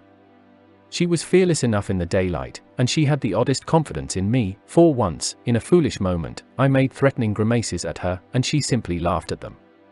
But she dreaded the dark, dreaded shadows, dreaded black things. Darkness to her was the one thing dreadful. It was a singularly passionate emotion, and it set me thinking and observing. I discovered then, among other things, that these little people gathered into the great houses after dark, and slept in droves. To enter upon them without a light was to put them into a tumult of apprehension. I never found one out of doors, or one sleeping alone within doors, after dark. Yet I was still such a blockhead that I missed the lesson of that fear, and in spite of Weena's distress, I insisted upon sleeping away from these slumbering multitudes. It troubled her greatly, but in the end her odd affection for me triumphed, and for 5 of the nights of our acquaintance, including the last night of all, she slept with her head pillowed on my arm. But my story slips away from me as I speak of her. It must have been the night before her rescue that I was awakened about dawn. I had been restless, dreaming most disagreeably that I was drowned, and that sea anemones were feeling over my face with their soft palpi. I woke with a start, and with an odd fancy that some greyish animal had just rushed out of the chamber. I tried to get to sleep again, but I felt restless and uncomfortable. It was that dim grey hour when things are just creeping out of darkness, when everything is colourless and clear-cut, and yet unreal. I got up, and went down into the great hall, and so out upon the flagstones in front of the palace. I thought I would make a virtue of necessity, and see the sun rise. The moon was setting, and the dying moonlight and the first pallor of dawn were mingled in a ghastly half-light. The bushes were inky black, the ground a sombre grey, the sky colourless and cheerless. And up the hill I thought I could see ghosts. 3 several times, as I scanned the slope, I saw white figures. Twice I fancied I saw a solitary white, ape-like creature running rather quickly up the hill, and once near the ruins I saw a leash of them carrying some dark body. They moved hastily. I did not see what became of them. It seemed that they vanished among the bushes. The dawn was still indistinct, you must understand. I was feeling that chill, uncertain, early morning feeling you may have known. I doubted my eyes. As the eastern sky grew brighter, and the light of the day came on and its vivid coloring returned upon the world once more, I scanned the view keenly. But I saw no vestige of my white figures. They were mere creatures of the half-light. They must have been ghosts, I said, I wonder whence they dated. For a queer notion of Grant Allen's came into my head, and amused me. If each generation die and leave ghosts, he argued, the world at last will get overcrowded with them. On that theory they would have grown innumerable some 800,000 years hence, and it was no great wonder to see 4 at once. But the jest was unsatisfying, and I was thinking of these figures all the morning, until Weena's rescue drove them out of my head. I associated them in some indefinite way with the white animal I had startled in my first passionate search for the time machine. But Weena was a pleasant substitute. Yet all the same, they were soon destined to take far deadlier possession of my mind. I think I have said how much hotter than our own was the weather of this golden age. I cannot account for it. It may be that the sun was hotter, or the earth nearer the sun. It is usual to assume that the sun will go on cooling steadily in the future. But people, unfamiliar with such speculations as those of the younger Darwin, forget that the planets must ultimately fall back one by one into the parent body. As these catastrophes occur, the sun will blaze with renewed energy, and it may be that some inner planet had suffered this fate. Whatever the reason, the fact remains that the sun was very much hotter than we know it. Well, one very hot morning, my fourth, I think, as I was seeking shelter from the heat and glare in a colossal ruin near the great house where I slept and fed, there happened this strange thing. Clambering among these heaps of masonry, I found a narrow gallery, whose end and side windows were blocked by fallen masses of stone. By contrast with the brilliancy outside, it seemed at first impenetrably dark to me. I entered it groping, for the change from light to blackness made spots of color swim before me. Suddenly I halted spellbound. A pair of eyes, luminous by reflection against the daylight without, was watching me out of the darkness. The old instinctive dread of wild beasts came upon me. I clenched my hands and steadfastly looked into the glaring eyeballs. I was afraid to turn. Then the thought of the absolute security in which humanity appeared to be living came to my mind. And then I remembered that strange terror of the dark. Overcoming my fear to some extent, I advanced a step and spoke. I will admit that my voice was harsh and ill-controlled. I put out my hand and touched something soft. At once the eyes darted sideways, and something white ran past me. I turned with my heart in my mouth, and saw a queer little ape-like figure, its head held down in a peculiar manner, running across the sunlit space behind me. It blundered against a block of granite, staggered aside, and in a moment was hidden in a black shadow beneath another pile of ruined masonry. My impression of it is, of course, imperfect, but I know it was a dull white, and had strange large greyish-red eyes, also that there was flaxen hair on its head and down its back. But, as I say, it went too fast for me to see distinctly. I cannot even say whether it ran on all fours, or only with its forearms held very low. After an instant's pause I followed it into the second heap of ruins. I could not find it at first, but, after a time in the profound obscurity, I came upon one of those round well-like openings of which I have told you, half closed by a fallen pillar. A sudden thought came to me. Could this thing have vanished down the shaft? I lit a match, and, looking down, I saw a small, white, moving creature, with large bright eyes which regarded me steadfastly as it retreated. It made me shudder. It was so like a human spider. It was clambering down the wall, and now I saw for the first time a number of metal foot and hand rests forming a kind of ladder down the shaft. Then the light burned my fingers and fell out of my hand, going out as it dropped, and when I had lit another the little monster had disappeared. I do not know how long I sat peering down that well.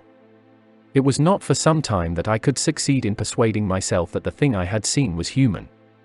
But, gradually, the truth dawned on me, that man had not remained one species, but had differentiated into two distinct animals, that my graceful children of the upper world were not the sole descendants of our generation, but that this bleached, obscene, nocturnal thing, which had flashed before me, was also heir to all the ages. I thought of the flickering pillars and of my theory of an underground ventilation. I began to suspect their true import. And what, I wondered, was this lemur doing in my scheme of a perfectly balanced organization? How was it related to the indolent serenity of the beautiful overworlders? And what was hidden down there, at the foot of that shaft? I sat upon the edge of the well telling myself that, at any rate, there was nothing to fear, and that there I must descend for the solution of my difficulties. And withal I was absolutely afraid to go. As I hesitated, two of the beautiful upperworld people came running in their amorous sport across the daylight in the shadow. The male pursued the female, flinging flowers at her as he ran. They seemed distressed to find me, my arm against the overturned pillar, peering down the well. Apparently it was considered bad form to remark these apertures, for when I pointed to this one, and tried to frame a question about it in their tongue, they were still more visibly distressed and turned away. But they were interested by my matches, and I struck some to amuse them. I tried them again about the well, and again I failed. So presently I left them, meaning to go back to Weena, and see what I could get from her. But my mind was already in revolution, my guesses and impressions were slipping and sliding to a new adjustment. I had now a clue to the import of these wells, to the ventilating towers, to the mystery of the ghosts, to say nothing of a hint at the meaning of the bronze gates and the fate of the time machine. And very vaguely there came a suggestion towards the solution of the economic problem that had puzzled me. Here was the new view. Plainly, this second species of man was subterranean. There were three circumstances in particular which made me think that its rare emergence above ground was the outcome of a long-continued underground habit. In the first place, there was the bleached look common in most animals that live largely in the dark, the white fish of the Kentucky caves, for instance. Then, those large eyes, with that capacity for reflecting light, are common features of nocturnal things, witness the owl and the cat. And last of all, that evident confusion in the sunshine, that hasty yet fumbling awkward flight towards dark shadow, and that peculiar carriage of the head while in the light, all reinforced the theory of an extreme sensitivity of the retina.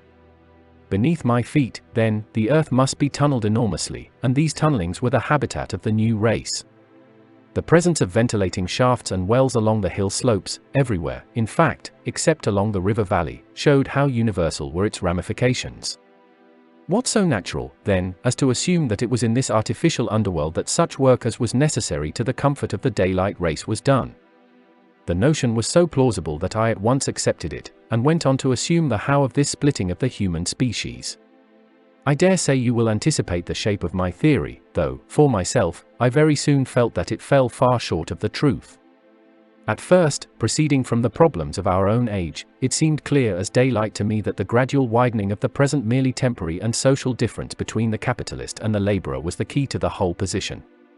No doubt it will seem grotesque enough to you, and wildly incredible, and yet even now there are existing circumstances to point that way. There is a tendency to utilize underground space for the less ornamental purposes of civilization. There is the Metropolitan Railway in London, for instance, there are new electric railways, there are subways, there are underground workrooms and restaurants, and they increase and multiply. Evidently, I thought, this tendency had increased till industry had gradually lost its birthright in the sky. I mean that it had gone deeper and deeper into larger and ever larger underground factories, spending a still increasing amount of its time therein, till, in the end. Even now, does not an East End worker live in such artificial conditions as practically to be cut off from the natural surface of the earth? Again, the exclusive tendency of richer people, due, no doubt, to the increasing refinement of their education, and the widening gulf between them and the rude violence of the poor, is already leading to the closing, in their interest, of considerable portions of the surface of the land. About London, for instance, perhaps half the prettier country is shut in against intrusion. And this same widening gulf, which is due to the length and expense of the higher educational process and the increased facilities for and temptations towards refined habits on the part of the rich, will make that exchange between class and class, that promotion by intermarriage which at present retards the splitting of our species along lines of social stratification, less and less frequent. So, in the end, above ground you must have the haves, pursuing pleasure and comfort and beauty, and below ground the have-nots, the workers getting continually adapted to the conditions of their labor. Once they were there, they would no doubt have to pay rent, and not a little of it, for the ventilation of their caverns, and if they refused, they would starve or be suffocated for arrears. Such of them as were so constituted as to be miserable and rebellious would die, and, in the end, the balance being permanent, the survivors would become as well adapted to the conditions of underground life, and as happy in their way, as the overworld people were to theirs. As it seemed to me, the refined beauty and the etiolated pallor followed naturally enough. The great triumph of humanity I had dreamed of took a different shape in my mind. It had been no such triumph of moral education and general cooperation as I had imagined. Instead, I saw a real aristocracy, armed with a perfected science and working to a logical conclusion the industrial system of today. Its triumph had not been simply a triumph over nature, but a triumph over nature and the fellow man. This, I must warn you, was my theory at the time. I had no convenient cicerone in the pattern of the utopian books. My explanation may be absolutely wrong. I still think it is the most plausible one. But even on this supposition the balanced civilization that was at last attained must have long since passed its zenith, and was now far fallen into decay. The too perfect security of the overworlders had led them to a slow movement of degeneration, to a general dwindling in size, strength, and intelligence. That I could see clearly enough already. What had happened to the undergrounders I did not yet suspect, but, from what I had seen of the Morlocks, that, by the by, was the name by which these creatures were called, I could imagine that the modification of the human type was even far more profound than among the Eloi, the beautiful race that I already knew. Then came troublesome doubts. Why had the Morlocks taken my time machine? For I felt sure it was they who had taken it. Why, too, if the Eloi were masters, could they not restore the machine to me? And why were they so terribly afraid of the dark? I proceeded, as I have said, to question Weena about this underworld, but here again I was disappointed. At first she would not understand my questions, and presently she refused to answer them. She shivered as though the topic was unendurable. And when I pressed her, perhaps a little harshly, she burst into tears. They were the only tears, except my own, I ever saw in that golden age. When I saw them I ceased abruptly to trouble about the Morlocks, and was only concerned in banishing these signs of her human inheritance from Weena's eyes. And very soon she was smiling and clapping her hands, while I solemnly burnt a match. Chapter 9. The Morlocks. It may seem odd to you, but it was 2 days before I could follow up the newfound clue in what was manifestly the proper way. I felt a peculiar shrinking from those pallid bodies. They were just the half-bleached color of the worms and things one sees preserved in spirit in a zoological museum. And they were filthily cold to the touch. Probably my shrinking was largely due to the sympathetic influence of the Eloi, whose disgust of the Morlocks I now began to appreciate. The next night I did not sleep well. Probably my health was a little disordered. I was oppressed with perplexity and doubt. Once or twice I had a feeling of intense fear for which I could perceive no definite reason. I remember creeping noiselessly into the great hall where the little people were sleeping in the moonlight. That night Weena was among them, and feeling reassured by their presence. It occurred to me even then, that in the course of a few days the moon must pass through its last quarter, and the nights grow dark, when the appearances of these unpleasant creatures from below, these whitened lemurs, this new vermin that had replaced the old, might be more abundant. And on both these days I had the restless feeling of one who shirks an inevitable duty. I felt assured that the time machine was only to be recovered by boldly penetrating these mysteries of underground. Yet I could not face the mystery. If only I had had a companion it would have been different. But I was so horribly alone, and even to clamber down into the darkness of the well appalled me. I don't know if you will understand my feeling, but I never felt quite safe at my back. It was this restlessness, this insecurity, perhaps, that drove me farther and farther afield in my exploring expeditions. Going to the southwestward towards the rising country that is now called Coomwood, I observed far off, in the direction of 19th century Banstead, a vast green structure, different in character from any I had hitherto seen. It was larger than the largest of the palaces or ruins I knew, and the facade had an oriental look, the face of it having the luster, as well as the pale green tint, a kind of bluish green, of a certain type of Chinese porcelain. This difference in aspect suggested a difference in use, and I was minded to push on and explore. But the day was growing late, and I had come upon the site of the place after a long and tiring circuit, so I resolved to hold over the adventure for the following day, and I returned to the welcome and the caresses of little Weena. But next morning I perceived clearly enough that my curiosity regarding the palace of green porcelain was a piece of self-deception, to enable me to shirk, by another day, an experience I dreaded. I resolved I would make the descent without further waste of time, and started out in the early morning towards a well near the ruins of granite and aluminium. Little Weena ran with me. She danced beside me to the well, but when she saw me lean over the mouth and look downward, she seemed strangely disconcerted. "Goodbye, little Weena," I said, kissing her, and then putting her down, I began to feel over the parapet for the climbing hooks. Rather hastily, I may as well confess, for I feared my courage might leak away. At first she watched me in amazement. Then she gave a most piteous cry, and running to me, she began to pull at me with her little hands. I think her opposition nerved me rather to proceed. I shook her off, perhaps a little roughly, and in another moment I was in the throat of the well. I saw her agonized face over the parapet, and smiled to reassure her. Then I had to look down at the unstable hooks to which I clung. I had to clamber down a shaft of perhaps 200 yards. The descent was effected by means of metallic bars projecting from the sides of the well, and these being adapted to the needs of a creature much smaller and lighter than myself, I was speedily cramped and fatigued by the descent. And not simply fatigued. One of the bars bent suddenly under my weight, and almost swung me off into the blackness beneath. For a moment I hung by one hand, and after that experience I did not dare to rest again. Though my arms and back were presently acutely painful, I went on clambering down the sheer descent with as quick a motion as possible. Glancing upward, I saw the aperture, a small blue disc, in which a star was visible, while little Wiener's head showed as a round black projection. The thudding sound of a machine below grew louder and more oppressive. Everything save that little disc above was profoundly dark, and when I looked up again Wiener had disappeared. I was in an agony of discomfort. I had some thought of trying to go up the shaft again, and leave the underworld alone. But even while I turned this over in my mind I continued to descend. At last, with intense relief, I saw dimly coming up, a foot to the right of me, a slender loophole in the wall. Swinging myself in, I found it was the aperture of a narrow horizontal tunnel in which I could lie down and rest. It was not too soon. My arms ached, my back was cramped, and I was trembling with the prolonged terror of a fall. Besides this, the unbroken darkness had had a distressing effect upon my eyes.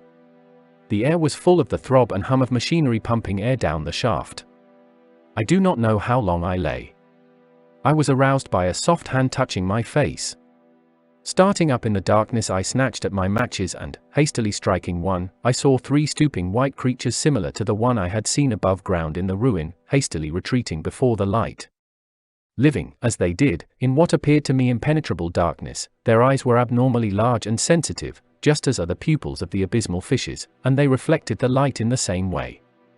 I have no doubt they could see me in that rayless obscurity, and they did not seem to have any fear of me apart from the light. But, so soon as I struck a match in order to see them, they fled incontinently, vanishing into dark gutters and tunnels, from which their eyes glared at me in the strangest fashion. I tried to call to them, but the language they had was apparently different from that of the overworld people, so that I was needs left to my own unaided efforts, and the thought of flight before exploration was even then in my mind. But I said to myself, you are in for it now, and, feeling my way along the tunnel, I found the noise of machinery grow louder. Presently the walls fell away from me, and I came to a large open space, and striking another match, saw that I had entered a vast arched cavern, which stretched into utter darkness beyond the range of my light. The view I had of it was as much as one could see in the burning of a match. Necessarily my memory is vague. Great shapes like big machines rose out of the dimness, and cast grotesque black shadows, in which dim spectral Morlocks sheltered from the glare. The place, by the by, was very stuffy and oppressive, and the faint halitus of freshly shed blood was in the air. Some way down the central vista was a little table of white metal, laid with what seemed a meal. The Morlocks at any rate were carnivorous. Even at the time, I remember wondering what large animal could have survived to furnish the red joint I saw. It was all very indistinct, the heavy smell, the big unmeaning shapes, the obscene figures lurking in the shadows, and only waiting for the darkness to come at me again. Then the match burnt down, and stung my fingers, and fell, a wriggling red spot in the blackness. I have thought since how particularly ill-equipped I was for such an experience. When I had started with the time machine, I had started with the absurd assumption that the men of the future would certainly be infinitely ahead of ourselves in all their appliances. I had come without arms, without medicine, without anything to smoke. At times I missed tobacco frightfully, even without enough matches. If only I had thought of a Kodak. I could have flashed that glimpse of the underworld in a second, and examined it at leisure. But, as it was, I stood there with only the weapons and the powers that nature had endowed me with, hands, feet, and teeth, these, and 4 safety matches that still remained to me.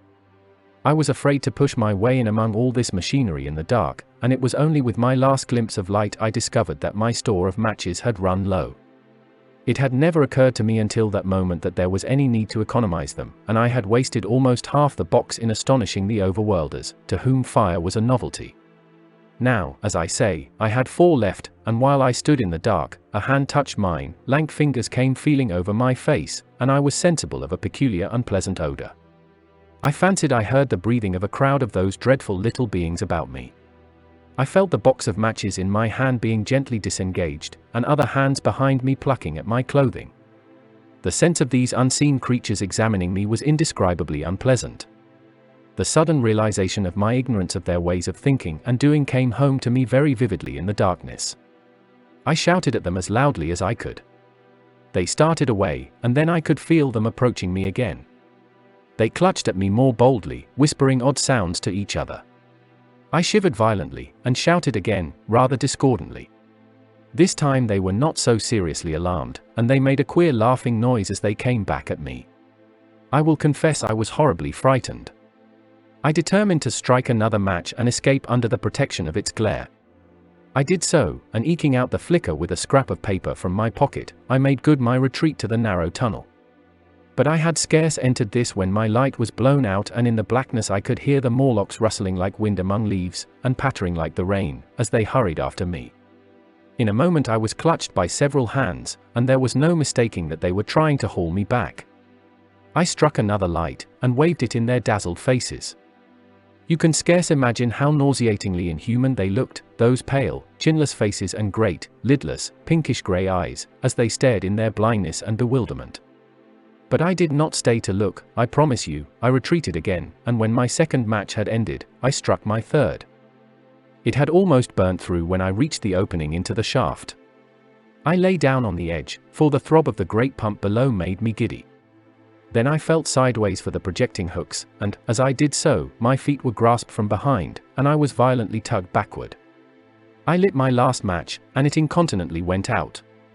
But I had my hand on the climbing bars now, and, kicking violently, I disengaged myself from the clutches of the Morlocks, and was speedily clambering up the shaft, while they stayed peering and blinking up at me, all but one little wretch who followed me for some way, and well nigh secured my boot as a trophy. That climb seemed interminable to me. With the last 20 or 30 feet of it a deadly nausea came upon me. I had the greatest difficulty in keeping my hold. The last few yards was a frightful struggle against this faintness.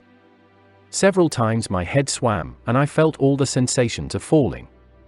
At last, however, I got over the well-mouth somehow, and staggered out of the ruin into the blinding sunlight. I fell upon my face.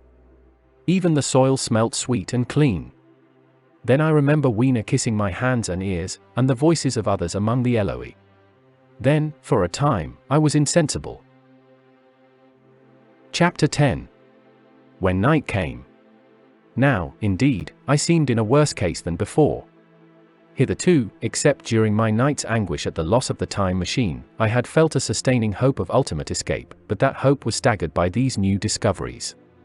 Hitherto I had merely thought myself impeded by the childish simplicity of the little people, and by some unknown forces which I had only to understand to overcome, but there was an altogether new element in the sickening quality of the Morlocks, a something inhuman and malign. Instinctively I loathed them. Before, I had felt as a man might feel who had fallen into a pit. My concern was with the pit and how to get out of it. Now I felt like a beast in a trap, whose enemy would come upon him soon. The enemy I dreaded may surprise you. It was the darkness of the new moon. Weena had put this into my head by some at first incomprehensible remarks about the dark nights.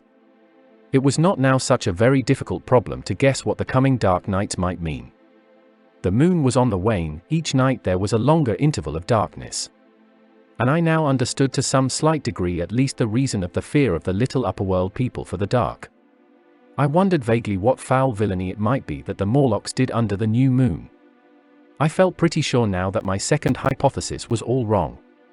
The upperworld people might once have been the favored aristocracy, and the Morlocks their mechanical servants, but that had long since passed away.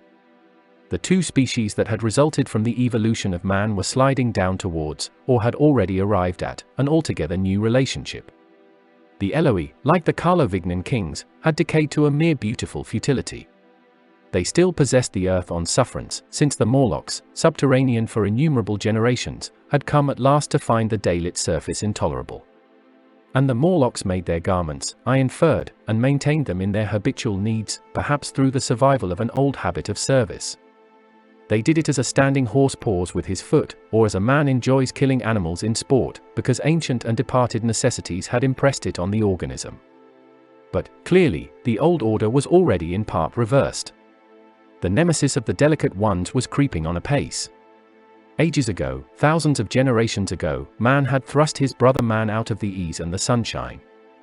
And now that brother was coming back, changed. Already the Eloi had begun to learn one old lesson anew. They were becoming reacquainted with fear. And suddenly there came into my head the memory of the meat I had seen in the underworld. It seemed odd how it floated into my mind, not stirred up as it were by the current of my meditations, but coming in almost like a question from outside. I tried to recall the form of it. I had a vague sense of something familiar, but I could not tell what it was at the time. Still, however helpless the little people in the presence of their mysterious fear, I was differently constituted. I came out of this age of ours, this ripe prime of the human race, when fear does not paralyze and mystery has lost its terrors. I at least would defend myself. Without further delay I determined to make myself arms and a fastness where I might sleep. With that refuge as a base, I could face this strange world with some of that confidence I had lost in realizing to what creatures night by night I lay exposed. I felt I could never sleep again until my bed was secure from them. I shuddered with horror to think how they must already have examined me. I wandered during the afternoon along the valley of the Thames, but found nothing that commended itself to my mind as inaccessible. All the buildings and trees seemed easily practicable to such dexterous climbers as the Morlocks, to judge by their wells, must be. Then the tall pinnacles of the palace of green porcelain and the polished gleam of its walls came back to my memory, and in the evening, taking Weena like a child upon my shoulder, I went up the hills towards the southwest. The distance, I had reckoned, was 7 or 8 miles, but it must have been nearer 18. I had first seen the place on a moist afternoon when distances are deceptively diminished. In addition, the heel of one of my shoes was loose, and a nail was working through the sole. They were comfortable old shoes I wore about indoors, so that I was lame. And it was already long past sunset when I came in sight of the palace, silhouetted black against the pale yellow of the sky. Weena had been hugely delighted when I began to carry her, but after a while she desired me to let her down, and ran along by the side of me, occasionally darting off on either hand to pick flowers to stick in my pockets. My pockets had always puzzled Weena, but at the last she had concluded that they were an eccentric kind of vases for floral decoration. At least she utilized them for that purpose. And that reminds me. In changing my jacket I found. The time traveler paused, put his hand into his pocket, and silently placed 2 withered flowers, not unlike very large white mallows, upon the little table. Then he resumed his narrative. As the hush of evening crept over the world and we proceeded over the hill crest towards Wimbledon, Weena grew tired and wanted to return to the house of grey stone. But I pointed out the distant pinnacles of the palace of green porcelain to her, and contrived to make her understand that we were seeking a refuge there from her fear. You know that great pause that comes upon things before the dusk. Even the breeze stops in the trees. To me there is always an air of expectation about that evening stillness. The sky was clear, remote, and empty save for a few horizontal bars far down in the sunset. Well, that night the expectation took the color of my fears. In that darkling calm my senses seemed preternaturally sharpened. I fancied I could even feel the hollowness of the ground beneath my feet, could, indeed, almost see through it the Morlocks on their anthill going hither and thither and waiting for the dark. In my excitement I fancied that they would receive my invasion of their burrows as a declaration of war. And why had they taken my time machine? So we went on in the quiet, and the twilight deepened into night. The clear blue of the distance faded, and one star after another came out. The ground grew dim and the trees black. Weena's fears and her fatigue grew upon her. I took her in my arms and talked to her and caressed her. Then, as the darkness grew deeper, she put her arms round my neck, and, closing her eyes, tightly pressed her face against my shoulder. So we went down a long slope into a valley, and there in the dimness I almost walked into a little river. This I waded, and went up the opposite side of the valley, past a number of sleeping houses, and by a statue, a faun, or some such figure, minus the head. Here too were acacias. So far I had seen nothing of the Morlocks, but it was yet early in the night, and the darker hours before the old moon rose were still to come. From the brow of the next hill I saw a thick wood spreading wide and black before me. I hesitated at this. I could see no end to it, either to the right or the left. Feeling tired, my feet, in particular, were very sore, I carefully lowered Weena from my shoulder as I halted, and sat down upon the turf. I could no longer see the palace of green porcelain, and I was in doubt of my direction. I looked into the thickness of the wood and thought of what it might hide. Under that dense tangle of branches one would be out of sight of the stars. Even were there no other lurking danger, a danger I did not care to let my imagination loose upon, there would still be all the roots to stumble over and the tree boles to strike against. I was very tired, too, after the excitement of the day, so I decided that I would not face it, but would pass the night upon the open hill. Weena, I was glad to find, was fast asleep. I carefully wrapped her in my jacket, and sat down beside her to wait for the moonrise. The hillside was quiet and deserted, but from the black of the wood there came now and then a stir of living things. Above me shone the stars, for the night was very clear. I felt a certain sense of friendly comfort in their twinkling. All the old constellations had gone from the sky, however, that slow movement which is imperceptible in 100 human lifetimes, had long since rearranged them in unfamiliar groupings. But the Milky Way, it seemed to me, was still the same tattered streamer of stardust as of yore. Southward, as I judged it, was a very bright red star that was new to me. It was even more splendid than our own green Sirius. And amid all these scintillating points of light one bright planet shone kindly and steadily like the face of an old friend. Looking at these stars suddenly dwarfed my own troubles and all the gravities of terrestrial life. I thought of their unfathomable distance, and the slow inevitable drift of their movements out of the unknown past into the unknown future. I thought of the great precessional cycle that the pole of the Earth describes. Only 40 times had that silent revolution occurred during all the years that I had traversed. And during these few revolutions all the activity, all the traditions, the complex organizations, the nations, languages, literatures, aspirations, even the mere memory of man as I knew him, had been swept out of existence. Instead were these frail creatures who had forgotten their high ancestry, and the white things of which I went in terror. Then I thought of the great fear that was between the two species, and for the first time, with a sudden shiver, came the clear knowledge of what the meat I had seen might be. Yet it was too horrible. I looked at little Weena sleeping beside me, her face white and star-like under the stars, and forthwith dismissed the thought. Through that long night I held my mind off the Morlocks as well as I could, and whiled away the time by trying to fancy I could find signs of the old constellations in the new confusion. The sky kept very clear, except for a hazy cloud or so. No doubt I dozed at times. Then, as my vigil wore on, came a faintness in the eastward sky, like the reflection of some colorless fire, and the old moon rose, thin and peaked and white. And close behind, and overtaking it, and overflowing it, the dawn came, pale at first, and then growing pink and warm. No Morlocks had approached us. Indeed, I had seen none upon the hill that night. And in the confidence of renewed day it almost seemed to me that my fear had been unreasonable. I stood up and found my foot with the loose heel swollen at the ankle and painful under the heel, so I sat down again, took off my shoes, and flung them away. I awakened Weena, and we went down into the wood, now green and pleasant instead of black and forbidding. We found some fruit wherewith to break our fast. We soon met others of the dainty ones, laughing and dancing in the sunlight as though there was no such thing in nature as the night. And then I thought once more of the meat that I had seen. I felt assured now of what it was, and from the bottom of my heart I pitied this last feeble rill from the great flood of humanity. Clearly, at some time in the long ago of human decay the Morlocks' food had run short. Possibly they had lived on rats and such like vermin. Even now man is far less discriminating and exclusive in his food than he was, far less than any monkey. His prejudice against human flesh is no deep-seated instinct. And so these inhuman sons of men. I tried to look at the thing in a scientific spirit. After all, they were less human and more remote than our cannibal ancestors of 3,000 or 4,000 years ago. And the intelligence that would have made this state of things a torment had gone. Why should I trouble myself? These Eloi were mere fatted cattle, which the ant-like Morlocks preserved and preyed upon, probably saw to the breeding of. And there was Weena dancing at my side. Then I tried to preserve myself from the horror that was coming upon me, by regarding it as a rigorous punishment of human selfishness. Man had been content to live in ease and delight upon the labors of his fellow man, had taken necessity as his watchword and excuse, and in the fullness of time necessity had come home to him.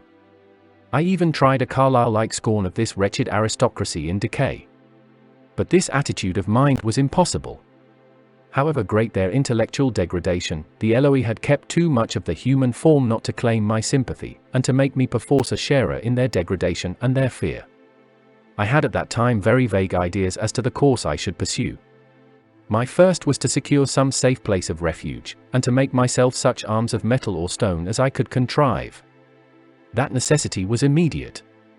In the next place, I hoped to procure some means of fire, so that I should have the weapon of a torch at hand, for nothing, I knew, would be more efficient against these Morlocks. Then I wanted to arrange some contrivance to break open the doors of bronze under the white Sphinx. I had in mind a battering ram. I had a persuasion that if I could enter those doors and carry a blaze of light before me, I should discover the time machine and escape. I could not imagine the Morlocks were strong enough to move it far away. Weena I had resolved to bring with me to our own time. And turning such schemes over in my mind, I pursued our way towards the building which my fancy had chosen as our dwelling. Chapter 11. The Palace of Green Porcelain. I found the Palace of Green Porcelain, when we approached it about noon, deserted and falling into ruin. Only ragged vestiges of glass remained in its windows, and great sheets of the green facing had fallen away from the corroded metallic framework. It lay very high upon a turfy down, and looking northeastward before I entered it, I was surprised to see a large estuary, or even creek, where I judged Wandsworth and Battersea must once have been. I thought then, though I never followed up the thought, of what might have happened, or might be happening, to the living things in the sea. The material of the palace proved on examination to be indeed porcelain, and along the face of it I saw an inscription in some unknown character. I thought, rather foolishly, that Weena might help me to interpret this, but I only learnt that the bare idea of writing had never entered her head. She always seemed to me, I fancy, more human than she was, perhaps because her affection was so human. Within the big valves of the door, which were open and broken, we found, instead of the customary hall, a long gallery lit by many side windows. At the first glance I was reminded of a museum. The tiled floor was thick with dust, and a remarkable array of miscellaneous objects was shrouded in the same grey covering. Then I perceived, standing strange and gaunt in the center of the hall, what was clearly the lower part of a huge skeleton. I recognized by the oblique feet that it was some extinct creature after the fashion of the Megatherium. The skull and the upper bones lay beside it in the thick dust, and in one place, where rainwater had dropped through a leak in the roof, the thing itself had been worn away. Further in the gallery was the huge skeleton barrel of a brontosaurus. My museum hypothesis was confirmed. Going towards the side I found what appeared to be sloping shelves, and clearing away the thick dust, I found the old familiar glass cases of our own time. But they must have been airtight to judge from the fair preservation of some of their contents. Clearly we stood among the ruins of some latter-day South Kensington. Here, apparently, was the paleontological section, and a very splendid array of fossils it must have been, though the inevitable process of decay that had been staved off for a time, and had, through the extinction of bacteria and fungi, lost 99/100ths of its force, was nevertheless, with extreme sureness if with extreme slowness at work again upon all its treasures. Here and there I found traces of the little people in the shape of rare fossils broken to pieces or threaded in strings upon reeds. And the cases had in some instances been bodily removed, by the Morlocks, as I judged. The place was very silent. The thick dust deadened our footsteps. Weena, who had been rolling a sea urchin down the sloping glass of a case, presently came, as I stared about me, and very quietly took my hand and stood beside me.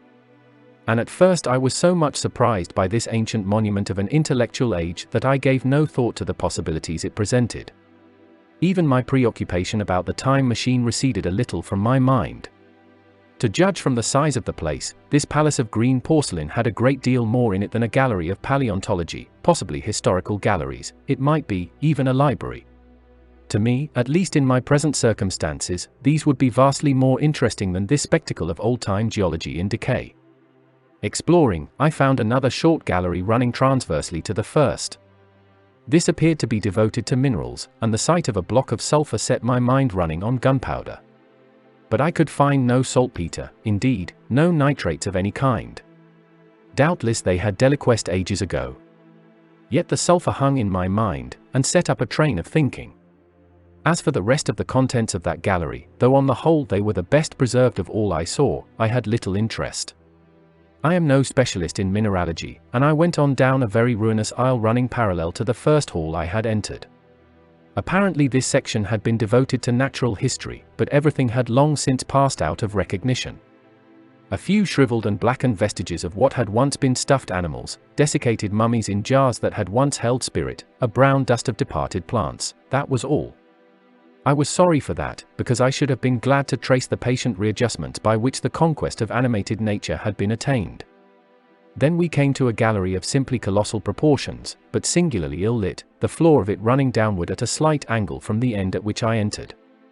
At intervals white globes hung from the ceiling, many of them cracked and smashed, which suggested that originally the place had been artificially lit.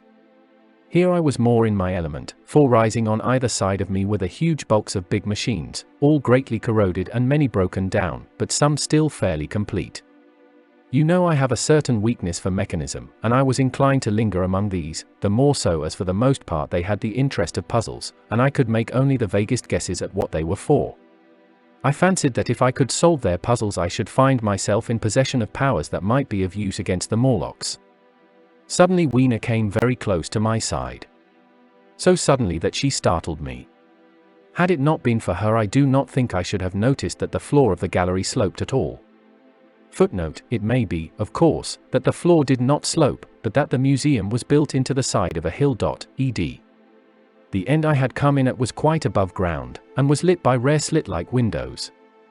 As you went down the length, the ground came up against these windows, until at last there was a pit like the area of a London house before each, and only a narrow line of daylight at the top.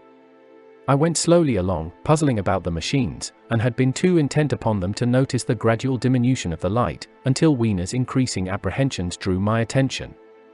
Then I saw that the gallery ran down at last into a thick darkness. I hesitated, and then, as I looked round me, I saw that the dust was less abundant and its surface less even. Further away towards the dimness, it appeared to be broken by a number of small narrow footprints. My sense of the immediate presence of the Morlocks revived at that. I felt that I was wasting my time in the academic examination of machinery. I called to mind that it was already far advanced in the afternoon, and that I had still no weapon, no refuge, and no means of making a fire. And then down in the remote blackness of the gallery I heard a peculiar pattering, and the same odd noises I had heard down the well. I took Weena's hand. Then, struck with a sudden idea, I left her and turned to a machine from which projected a lever not unlike those in a signal box. Clambering upon the stand, and grasping this lever in my hands, I put all my weight upon it sideways. Suddenly Weena, deserted in the central aisle, began to whimper. I had judged the strength of the lever pretty correctly, for it snapped after a minute's strain, and I rejoined her with a mace in my hand more than sufficient, I judged, for any Morlock skull I might encounter. And I longed very much to kill a Morlock or so. Very inhuman, you may think, to want to go killing one's own descendants. But it was impossible, somehow, to feel any humanity in the things. Only my disinclination to leave Weena, and a persuasion that if I began to slake my thirst for murder my time machine might suffer, restrained me from going straight down the gallery and killing the brutes I heard. Well, mace in one hand and Weena in the other, I went out of that gallery and into another and still larger one, which at the first glance reminded me of a military chapel hung with tattered flags. The brown and charred rags that hung from the sides of it, I presently recognized as the decaying vestiges of books. They had long since dropped to pieces, and every semblance of print had left them. But here and there were warped boards and cracked metallic clasps that told the tale well enough. Had I been a literary man I might, perhaps, have moralized upon the futility of all ambition.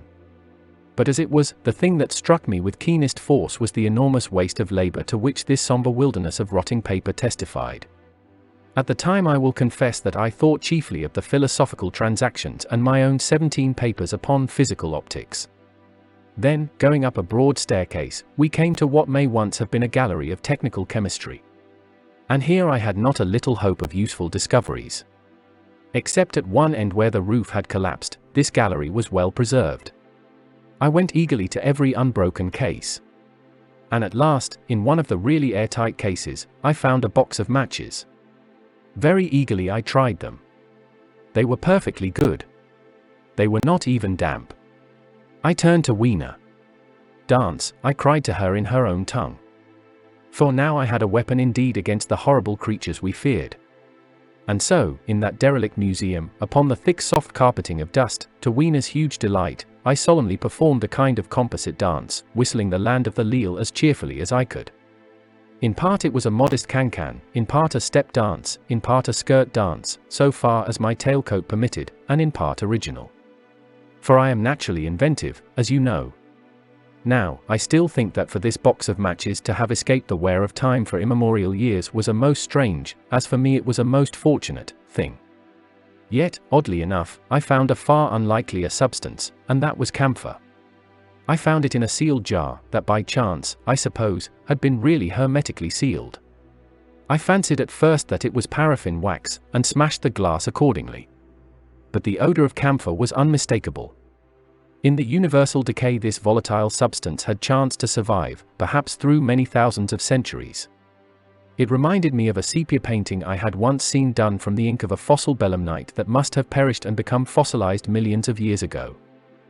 I was about to throw it away, but I remembered that it was inflammable and burnt with a good bright flame, was, in fact, an excellent candle, and I put it in my pocket.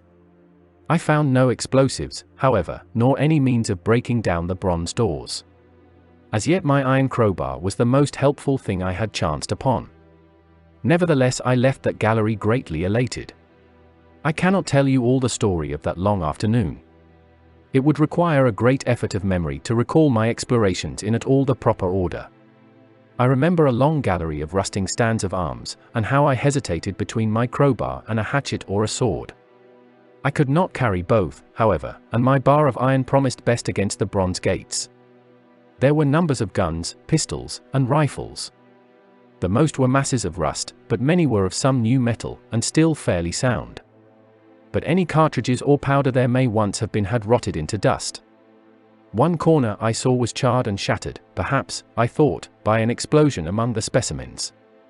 In another place was a vast array of idols, Polynesian, Mexican, Grecian, Phoenician, every country on earth, I should think. And here, yielding to an irresistible impulse, I wrote my name upon the nose of a steatite monster from South America that particularly took my fancy. As the evening drew on, my interest waned. I went through gallery after gallery, dusty, silent, often ruinous, the exhibits sometimes mere heaps of rust and lignite, sometimes fresher. In one place I suddenly found myself near the model of a tin mine, and then by the merest accident I discovered, in an airtight case, 2 dynamite cartridges. I shouted Eureka, and smashed the case with joy. Then came a doubt. I hesitated. Then, selecting a little side gallery, I made my essay. I never felt such a disappointment as I did in waiting 5, 10, 15 minutes for an explosion that never came. Of course the things were dummies, as I might have guessed from their presence. I really believe that had they not been so, I should have rushed off incontinently and blown Sphinx, bronze doors, and, as it proved, my chances of finding the time machine, altogether into non-existence. It was after that, I think, that we came to a little open court within the palace. It was turfed, and had 3 fruit trees. So we rested and refreshed ourselves. Towards sunset I began to consider our position. Night was creeping upon us, and my inaccessible hiding place had still to be found. But that troubled me very little now. I had in my possession a thing that was, perhaps, the best of all defenses against the Morlocks. I had matches. I had the camphor in my pocket, too, if a blaze were needed. It seemed to me that the best thing we could do would be to pass the night in the open, protected by a fire. In the morning there was the getting of the time machine. Towards that, as yet, I had only my iron mace. But now, with my growing knowledge, I felt very differently towards those bronze doors. Up to this, I had refrained from forcing them, largely because of the mystery on the other side. They had never impressed me as being very strong, and I hoped to find my bar of iron not altogether inadequate for the work. Chapter 12. In the darkness. We emerged from the palace while the sun was still in part above the horizon. I was determined to reach the White Sphinx early the next morning, and ere the dusk I purposed pushing through the woods that had stopped me on the previous journey. My plan was to go as far as possible that night, and then, building a fire, to sleep in the protection of its glare. Accordingly, as we went along I gathered any sticks or dried grass I saw, and presently had my arms full of such litter. Thus loaded, our progress was slower than I had anticipated, and besides Weena was tired. And I, also, began to suffer from sleepiness too, so that it was full night before we reached the wood. Upon the shrubby hill of its edge Weena would have stopped, fearing the darkness before us, but a singular sense of impending calamity, that should indeed have served me as a warning, drove me onward. I had been without sleep for a night and 2 days, and I was feverish and irritable. I felt sleep coming upon me, and the Morlocks with it. While we hesitated, among the black bushes behind us, and dim against their blackness, I saw 3 crouching figures. There was scrub and long grass all about us, and I did not feel safe from their insidious approach. The forest, I calculated, was rather less than a mile across.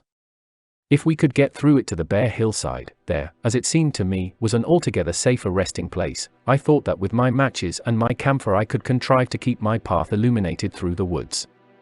Yet it was evident that if I was to flourish matches with my hands I should have to abandon my firewood, so, rather reluctantly, I put it down.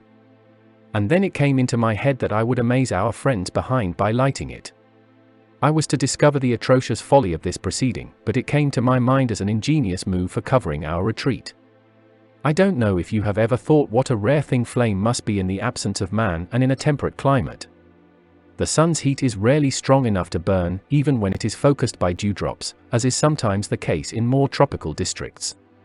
Lightning may blast and blacken, but it rarely gives rise to widespread fire.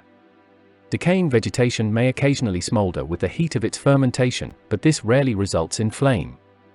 In this decadence, too, the art of firemaking had been forgotten on the earth. The red tongues that went licking up my heap of wood were an altogether new and strange thing to Weena. She wanted to run to it and play with it. I believe she would have cast herself into it had I not restrained her. But I caught her up, and in spite of her struggles, plunged boldly before me into the wood. For a little way the glare of my fire lit the path. Looking back presently, I could see, through the crowded stems, that from my heap of sticks the blaze had spread to some bushes adjacent, and a curved line of fire was creeping up the grass of the hill. I laughed at that, and turned again to the dark trees before me. It was very black, and Weena clung to me convulsively, but there was still, as my eyes grew accustomed to the darkness, sufficient light for me to avoid the stems. Overhead it was simply black, except where a gap of remote blue sky shone down upon us here and there. I lit none of my matches because I had no hand free. Upon my left arm I carried my little one, in my right hand I had my iron bar. For some way I heard nothing but the crackling twigs under my feet, the faint rustle of the breeze above, and my own breathing and the throb of the blood vessels in my ears. Then I seemed to know of a pattering behind me. I pushed on grimly. The pattering grew more distinct, and then I caught the same queer sound and voices I had heard in the underworld. There were evidently several of the Morlocks, and they were closing in upon me. Indeed, in another minute I felt a tug at my coat, then something at my arm. And Weena shivered violently, and became quite still. It was time for a match. But to get one I must put her down.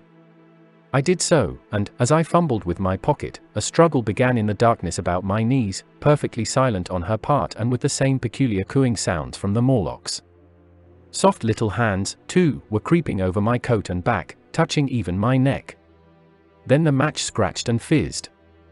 I held it flaring, and saw the white backs of the Morlocks in flight amid the trees. I hastily took a lump of camphor from my pocket, and prepared to light it as soon as the match should wane. Then I looked at Weena. She was lying clutching my feet and quite motionless, with her face to the ground. With a sudden fright I stooped to her. She seemed scarcely to breathe. I lit the block of camphor and flung it to the ground, and as it split and flared up and drove back the Morlocks and the shadows, I knelt down and lifted her. The wood behind seemed full of the stir and murmur of a great company. She seemed to have fainted. I put her carefully upon my shoulder and rose to push on, and then there came a horrible realization. In maneuvering with my matches and Weena, I had turned myself about several times, and now I had not the faintest idea in what direction lay my path. For all I knew, I might be facing back towards the palace of green porcelain. I found myself in a cold sweat. I had to think rapidly what to do. I determined to build a fire and encamp where we were. I put Weena, still motionless, down upon a turfy bowl, and very hastily, as my first lump of camphor waned, I began collecting sticks and leaves. Here and there out of the darkness round me the Morlock's eyes shone like carbuncles. The camphor flickered and went out. I lit a match, and as I did so, two white forms that had been approaching Weena dashed hastily away. One was so blinded by the light that he came straight for me, and I felt his bones grind under the blow of my fist. He gave a whoop of dismay, staggered a little way, and fell down. I lit another piece of camphor, and went on gathering my bonfire. Presently I noticed how dry was some of the foliage above me, for since my arrival on the time machine, a matter of a week, no rain had fallen. So, instead of casting about among the trees for fallen twigs, I began leaping up and dragging down branches. Very soon I had a choking smoky fire of green wood and dry sticks, and could economize my camphor. Then I turned to where Weena lay beside my iron mace.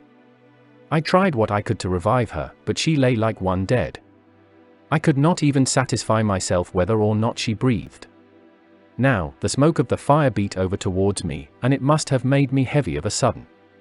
Moreover, the vapor of camphor was in the air. My fire would not need replenishing for an hour or so. I felt very weary after my exertion, and sat down. The wood, too, was full of a slumberous murmur that I did not understand. I seemed just to nod and open my eyes. But all was dark, and the Morlocks had their hands upon me. Flinging off their clinging fingers I hastily felt in my pocket for the matchbox, and it had gone. Then they gripped and closed with me again. In a moment I knew what had happened. I had slept, and my fire had gone out, and the bitterness of death came over my soul. The forest seemed full of the smell of burning wood. I was caught by the neck, by the hair, by the arms, and pulled down. It was indescribably horrible in the darkness to feel all these soft creatures heaped upon me. I felt as if I was in a monstrous spider's web. I was overpowered, and went down. I felt little teeth nipping at my neck. I rolled over, and as I did so my hand came against my iron lever. It gave me strength. I struggled up, shaking the human rats from me, and, holding the bar short, I thrust where I judged their faces might be. I could feel the succulent giving of flesh and bone under my blows, and for a moment I was free. The strange exultation that so often seems to accompany hard fighting came upon me. I knew that both I and Weena were lost, but I determined to make the Morlocks pay for their meat. I stood with my back to a tree, swinging the iron bar before me. The whole wood was full of the stir and cries of them. A minute passed.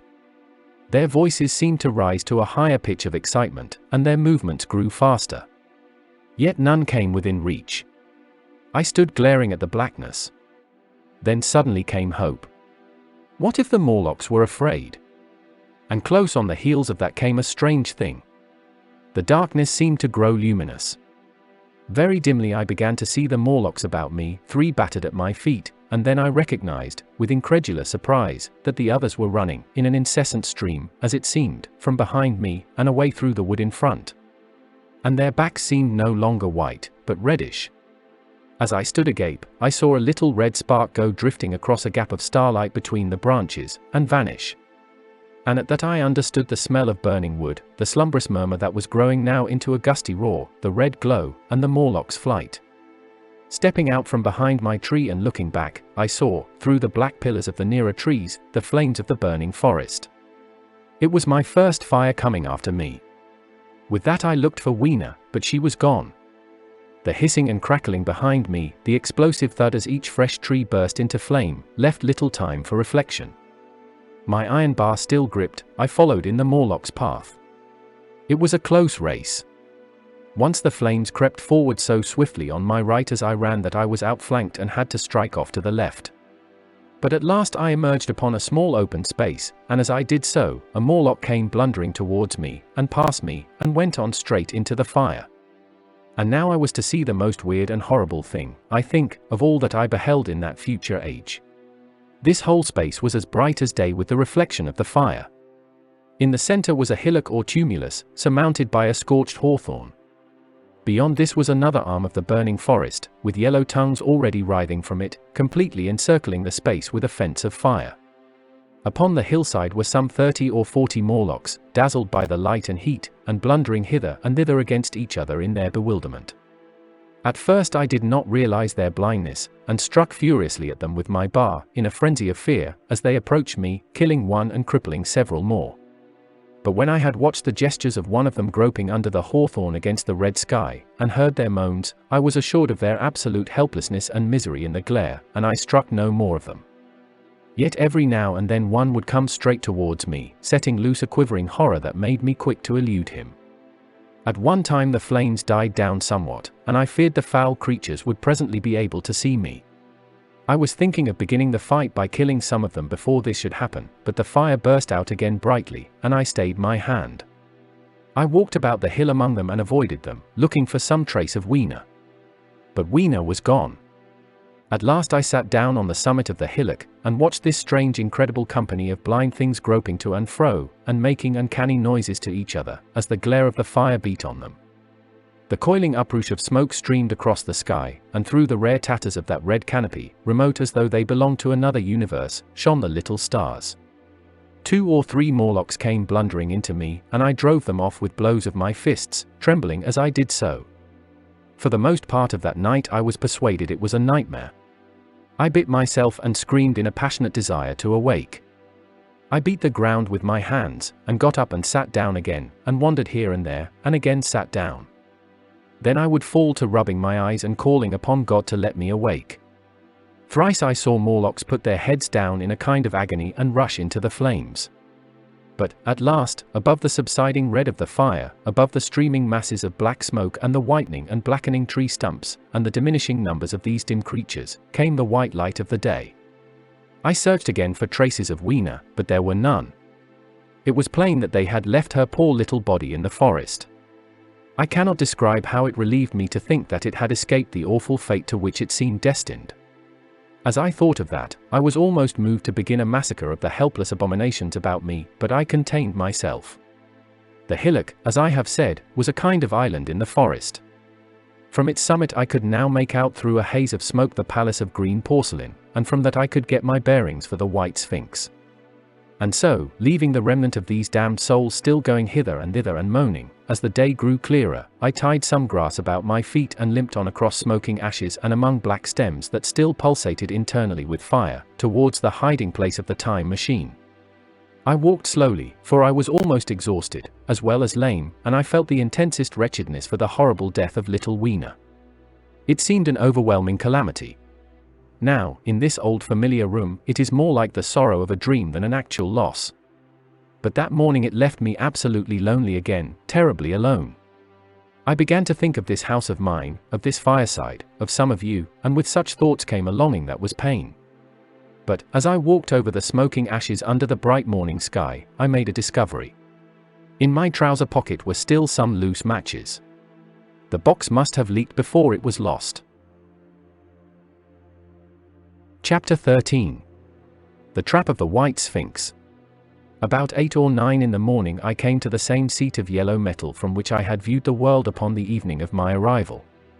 I thought of my hasty conclusions upon that evening and could not refrain from laughing bitterly at my confidence. Here was the same beautiful scene, the same abundant foliage, the same splendid palaces and magnificent ruins, the same silver river running between its fertile banks. The gay robes of the beautiful people moved hither and thither among the trees. Some were bathing in exactly the place where I had saved Weena, and that suddenly gave me a keen stab of pain. And like blots upon the landscape rose the cupolas above the ways to the underworld. I understood now what all the beauty of the overworld people covered. Very pleasant was their day, as pleasant as the day of the cattle in the field. Like the cattle, they knew of no enemies and provided against no needs. And their end was the same. I grieved to think how brief the dream of the human intellect had been. It had committed suicide. It had set itself steadfastly towards comfort and ease, a balanced society with security and permanency as its watchword. It had attained its hopes, to come to this at last. Once, life and property must have reached almost absolute safety. The rich had been assured of his wealth and comfort, the toiler assured of his life and work. No doubt in that perfect world there had been no unemployed problem, no social question left unsolved. And a great quiet had followed. It is a law of nature we overlook, that intellectual versatility is the compensation for change, danger, and trouble. An animal perfectly in harmony with its environment is a perfect mechanism. Nature never appeals to intelligence until habit and instinct are useless. There is no intelligence where there is no change and no need of change. Only those animals partake of intelligence that have to meet a huge variety of needs and dangers. So, as I see it, the upper world man had drifted towards his feeble prettiness, and the underworld to mere mechanical industry. But that perfect state had lacked one thing even for mechanical perfection: absolute permanency. Apparently, as time went on, the feeding of an underworld, however it was effected, had become disjointed. Mother Necessity, who had been staved off for a few thousand years, came back again, and she began below. The underworld, being in contact with machinery, which, however perfect, still needs some little thought outside habit, had probably retained perforce rather more initiative, if less of every other human character, than the upper. And when other meat failed them, they turned to what old habit had hitherto forbidden. So I say I saw it in my last view of the world of 802,701. It may be as wrong an explanation as mortal wit could invent. It is how the thing shaped itself to me, and as that I give it to you. After the fatigues, excitements, and terrors of the past days, and in spite of my grief, this seat and the tranquil view and the warm sunlight were very pleasant. I was very tired and sleepy, and soon my theorizing passed into dozing. Catching myself at that, I took my own hint, and spreading myself out upon the turf I had a long and refreshing sleep. I awoke a little before sunsetting. I now felt safe against being caught napping by the Morlocks, and, stretching myself, I came on down the hill towards the White Sphinx. I had my crowbar in one hand, and the other hand played with the matches in my pocket. And now came a most unexpected thing. As I approached the pedestal of the Sphinx, I found the bronze valves were open.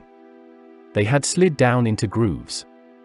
At that I stopped short before them, hesitating to enter. Within was a small apartment, and on a raised place in the corner of this was the time machine. I had the small levers in my pocket.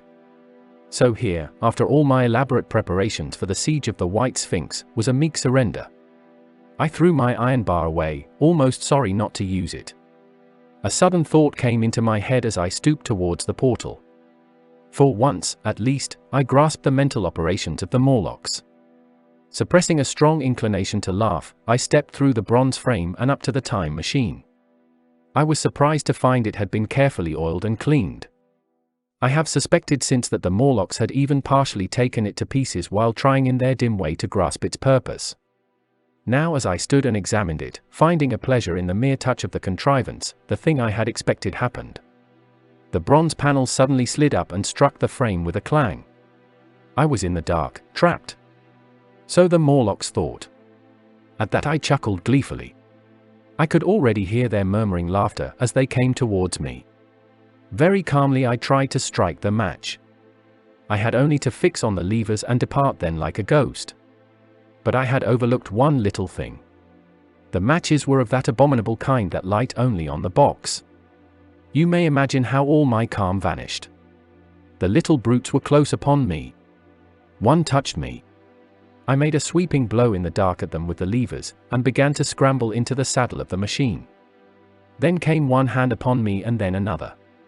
Then I had simply to fight against their persistent fingers for my levers, and at the same time feel for the studs over which these fitted.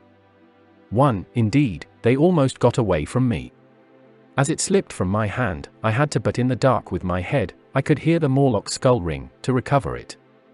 It was a nearer thing than the fight in the forest, I think, this last scramble. But at last the lever was fixed and pulled over. The clinging hand slipped from me. The darkness presently fell from my eyes. I found myself in the same grey light and tumult I have already described. Chapter 14. The Further Vision. I have already told you of the sickness and confusion that comes with time traveling.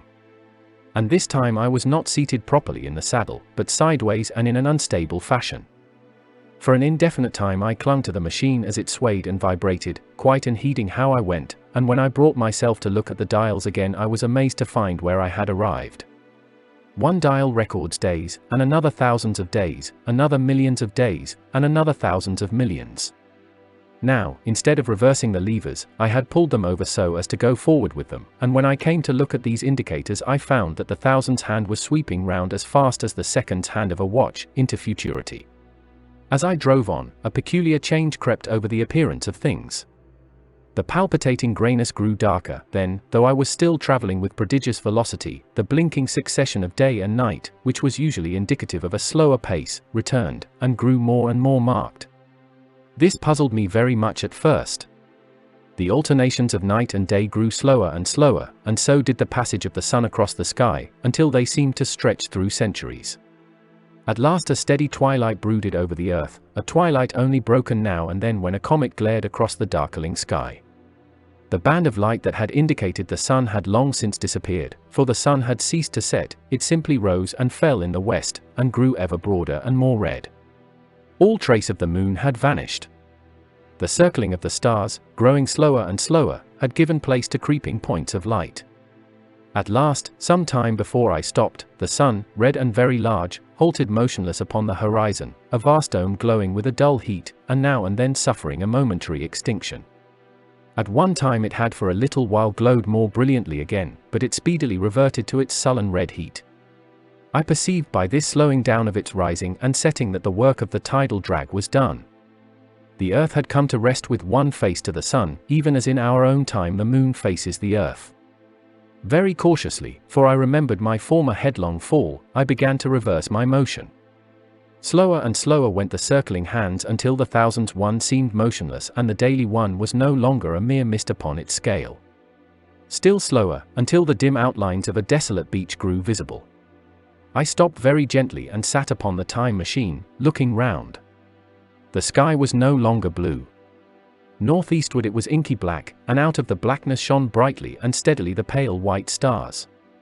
Overhead it was a deep Indian red and starless, and southeastward it grew brighter to a glowing scarlet where, cut by the horizon, lay the huge hull of the sun, red and motionless. The rocks about me were of a harsh reddish color, and all the trace of life that I could see at first was the intensely green vegetation that covered every projecting point on their southeastern face.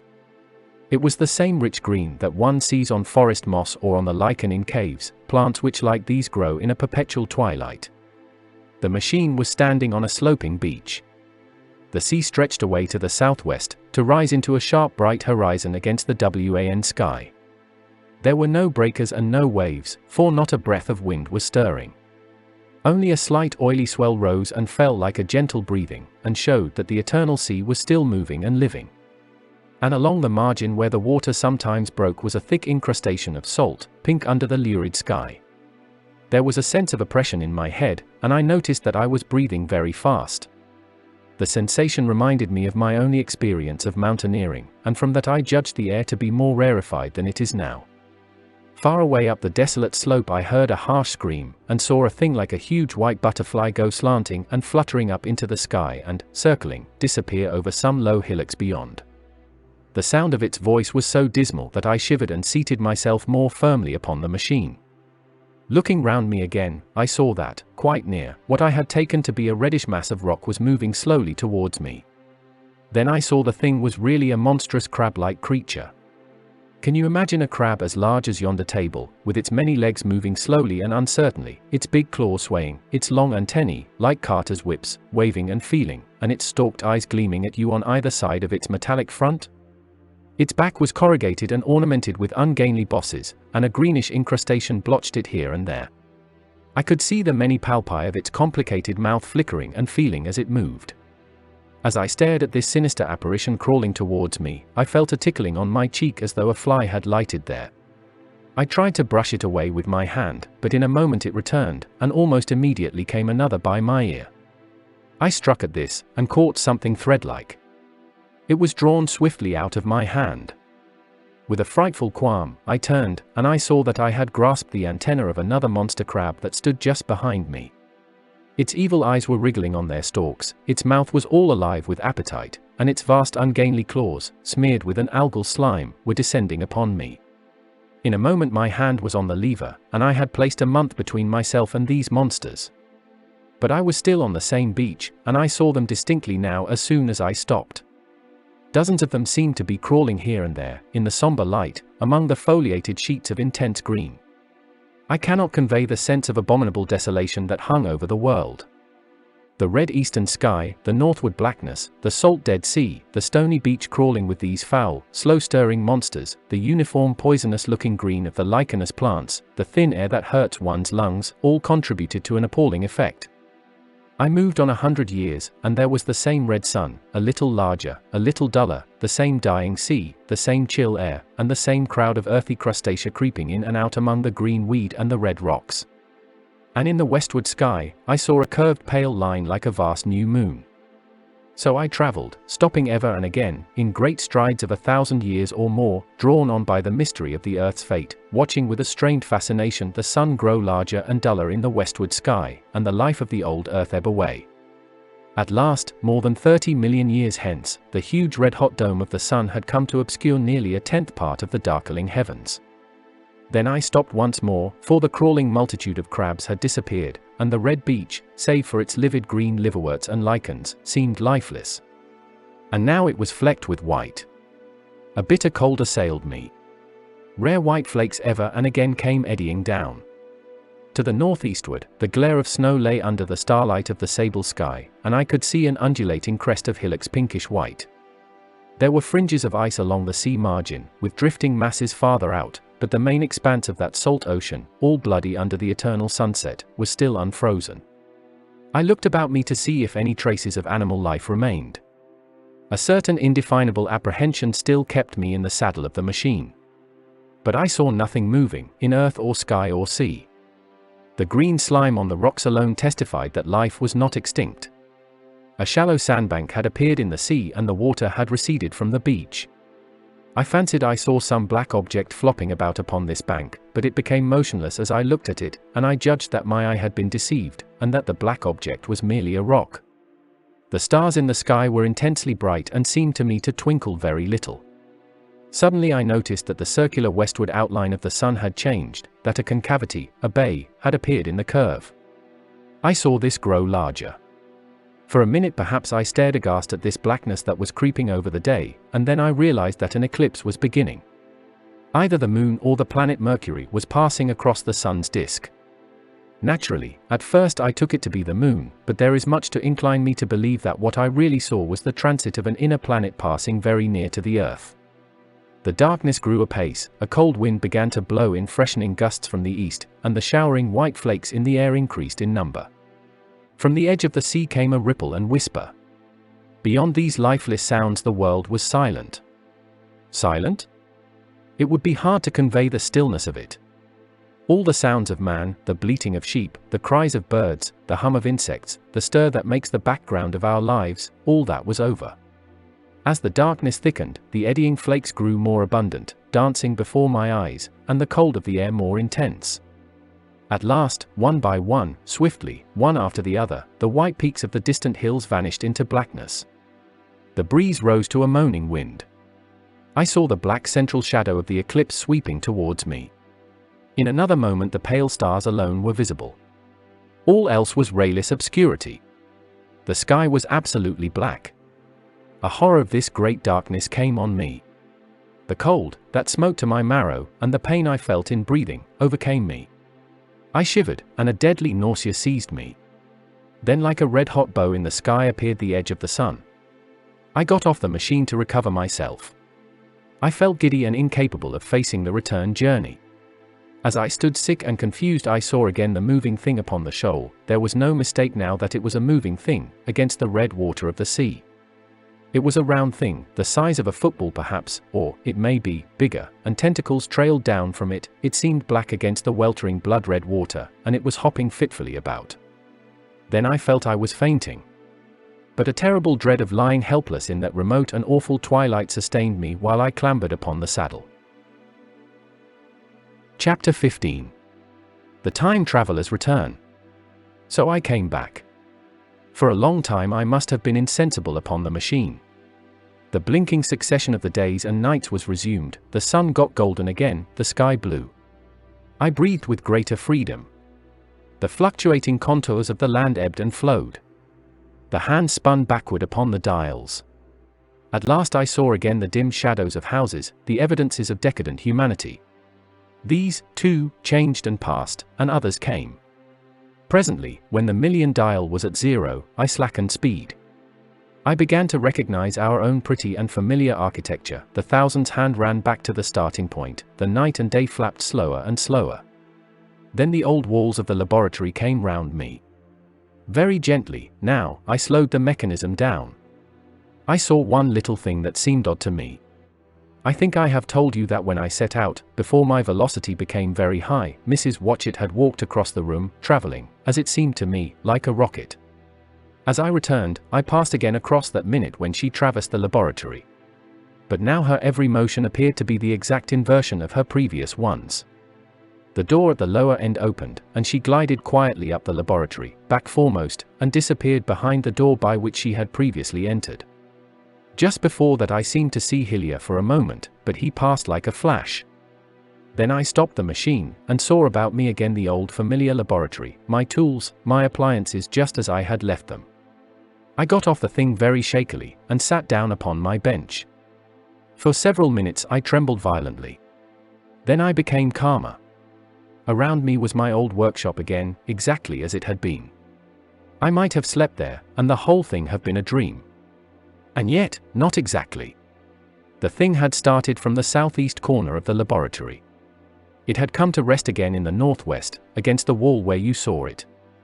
That gives you the exact distance from my little lawn to the pedestal of the white Sphinx, into which the Morlocks had carried my machine. For a time my brain went stagnant. Presently I got up and came through the passage here, limping, because my heel was still painful, and feeling sorely begrimed. I saw the Pall Mall Gazette on the table by the door. I found the date was indeed today, and looking at the timepiece, saw the hour was almost 8 o'clock. I heard your voices and the clatter of plates. I hesitated, I felt so sick and weak.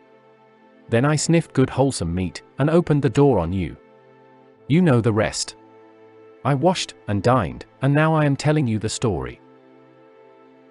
Chapter 16. After the story. I know, he said, after a pause, that all this will be absolutely incredible to you, but to me the one incredible thing is that I am here tonight in this old familiar room looking into your friendly faces and telling you these strange adventures. He looked at the medical man. No. I cannot expect you to believe it.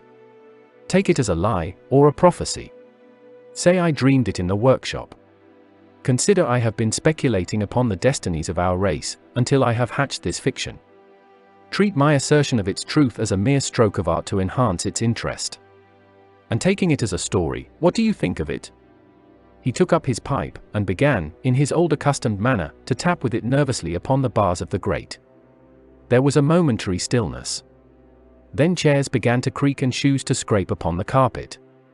I took my eyes off the time traveler's face, and looked round at his audience. They were in the dark, and little spots of color swam before them. The medical man seemed absorbed in the contemplation of our host. The editor was looking hard at the end of his cigar, the sixth. The journalist fumbled for his watch. The others, as far as I remember, were motionless. The editor stood up with a sigh.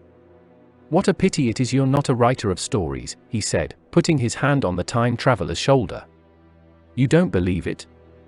Well, I thought not. The time traveler turned to us. Where are the matches? He said. He lit one and spoke over his pipe, puffing. To tell you the truth, I hardly believe it myself. And yet, his eye fell with a mute inquiry upon the withered white flowers upon the little table. Then he turned over the hand holding his pipe, and I saw he was looking at some half-healed scars on his knuckles. The medical man rose, came to the lamp, and examined the flowers. The gynoecium's odd, he said. The psychologist leant forward to see, holding out his hand for a specimen. I'm hanged if it isn't 1:15, said the journalist. How shall we get home? Plenty of cabs at the station, said the psychologist. It's a curious thing, said the medical man, but I certainly don't know the natural order of these flowers. May I have them? The time traveler hesitated. Then suddenly, certainly not. Where did you really get them? Said the medical man. The time traveler put his hand to his head. He spoke like one who was trying to keep hold of an idea that eluded him. They were put into my pocket by Wiener when I traveled into time. He stared round the room.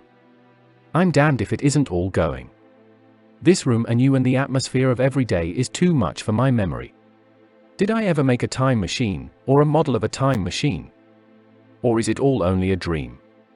They say life is a dream, a precious poor dream at times, but I can't stand another that won't fit. It's madness. And where did the dream come from? I must look at that machine. If there is one. He caught up the lamp swiftly, and carried it, flaring red, through the door into the corridor. We followed him. There in the flickering light of the lamp was the machine sure enough, squat, ugly, and askew, a thing of brass, ebony, ivory, and translucent glimmering quartz. Solid to the touch, for I put out my hand and felt the rail of it, and with brown spots and smears upon the ivory, and bits of grass and moss upon the lower parts, and one rail bent awry. The time traveler put the lamp down on the bench, and ran his hand along the damaged rail. "It's all right now," he said. "The story I told you was true. I'm sorry to have brought you out here in the cold." He took up the lamp, and, in an absolute silence, we returned to the smoking room. He came into the hall with us and helped the editor on with his coat. The medical man looked into his face and, with a certain hesitation, told him he was suffering from overwork, at which he laughed hugely. I remember him standing in the open doorway, bawling good night. I shared a cab with the editor. He thought the tale a gaudy lie. For my own part, one was unable to come to a conclusion. The story was so fantastic and incredible, the telling so credible and sober. I lay awake most of the night thinking about it. I determined to go next day and see the time traveler again. I was told he was in the laboratory, and being on easy terms in the house, I went up to him. The laboratory, however, was empty. I stared for a minute at the time machine and put out my hand and touched the lever. At that the squat substantial-looking mass swayed like a bough shaken by the wind. Its instability startled me extremely, and I had a queer reminiscence of the childish days when I used to be forbidden to meddle. I came back through the corridor. The time traveler met me in the smoking room. He was coming from the house. He had a small camera under one arm and a knapsack under the other. He laughed when he saw me, and gave me an elbow to shake. "I'm frightfully busy," said he, "with that thing in there. But is it not some hoax?" I said. "Do you really travel through time?" "Really and truly I do." And he looked frankly into my eyes. He hesitated. His eye wandered about the room. "I only want half an hour," he said. "I know why you came, and it's awfully good of you. There's some magazines here. If you'll stop to lunch I'll prove you this time traveling up to the hilt, specimens and all. If you'll forgive my leaving you now?" I consented, hardly comprehending then the full import of his words, and he nodded and went on down the corridor. I heard the door of the laboratory slam, seated myself in a chair, and took up a daily paper. What was he going to do before lunchtime? Then suddenly I was reminded by an advertisement that I had promised to meet Richardson, the publisher, at 2. I looked at my watch, and saw that I could barely save that engagement. I got up and went down the passage to tell the time traveler. As I took hold of the handle of the door I heard an exclamation, oddly truncated at the end, and a click and a thud. A gust of air whirled round me as I opened the door, and from within came the sound of broken glass falling on the floor. The time traveler was not there. I seemed to see a ghostly, indistinct figure sitting in a whirling mass of black and brass for a moment, a figure so transparent that the bench behind with its sheets of drawings was absolutely distinct, but this phantasm vanished as I rubbed my eyes. The time machine had gone. Save for a subsiding stir of dust, the further end of the laboratory was empty. A pane of the skylight had, apparently, just been blown in. I felt an unreasonable amazement. I knew that something strange had happened, and for the moment could not distinguish what the strange thing might be. As I stood staring, the door into the garden opened, and the manservant appeared. We looked at each other. Then ideas began to come. "Has Mr. gone out that way?" said I. "No, sir. No one has come out this way. I was expecting to find him here." At that I understood. At the risk of disappointing Richardson I stayed on, waiting for the time traveler, waiting for the second, perhaps still stranger story, and the specimens and photographs he would bring with him. But I am beginning now to fear that I must wait a lifetime. The time traveler vanished 3 years ago. And, as everybody knows now, he has never returned. Epilogue. One cannot choose but wonder. Will he ever return? It may be that he swept back into the past, and fell among the blood-drinking, hairy savages of the age of unpolished stone, into the abysses of the Cretaceous Sea, or among the grotesque saurians, the huge reptilian brutes of the Jurassic times. He may even now, if I may use the phrase, be wandering on some plesiosaurus-haunted oolitic coral reef, or beside the lonely saline seas of the Triassic Age. Or did he go forward, into one of the nearer ages, in which men are still men, but with the riddles of our own time answered and its wearisome problems solved? Into the manhood of the race, for I, for my own part, cannot think that these latter days of weak experiment, fragmentary theory, and mutual discord are indeed man's culminating time. I say, for my own part. He, I know, for the question had been discussed among us long before the time machine was made, thought but cheerlessly of the advancement of mankind, and saw in the growing pile of civilization only a foolish heaping that must inevitably fall back upon and destroy its makers in the end. If that is so, it remains for us to live as though it were not so. But to me the future is still black and blank, is a vast ignorance, lit at a few casual places by the memory of his story. And I have by me, for my comfort, 2 strange white flowers, shriveled now, and brown and flat and brittle, to witness that even when mind and strength had gone, gratitude and a mutual tenderness still lived on in the heart of man. We hope you enjoyed the Time Machine. If you appreciated it, please hit the like and subscribe buttons. Until next time.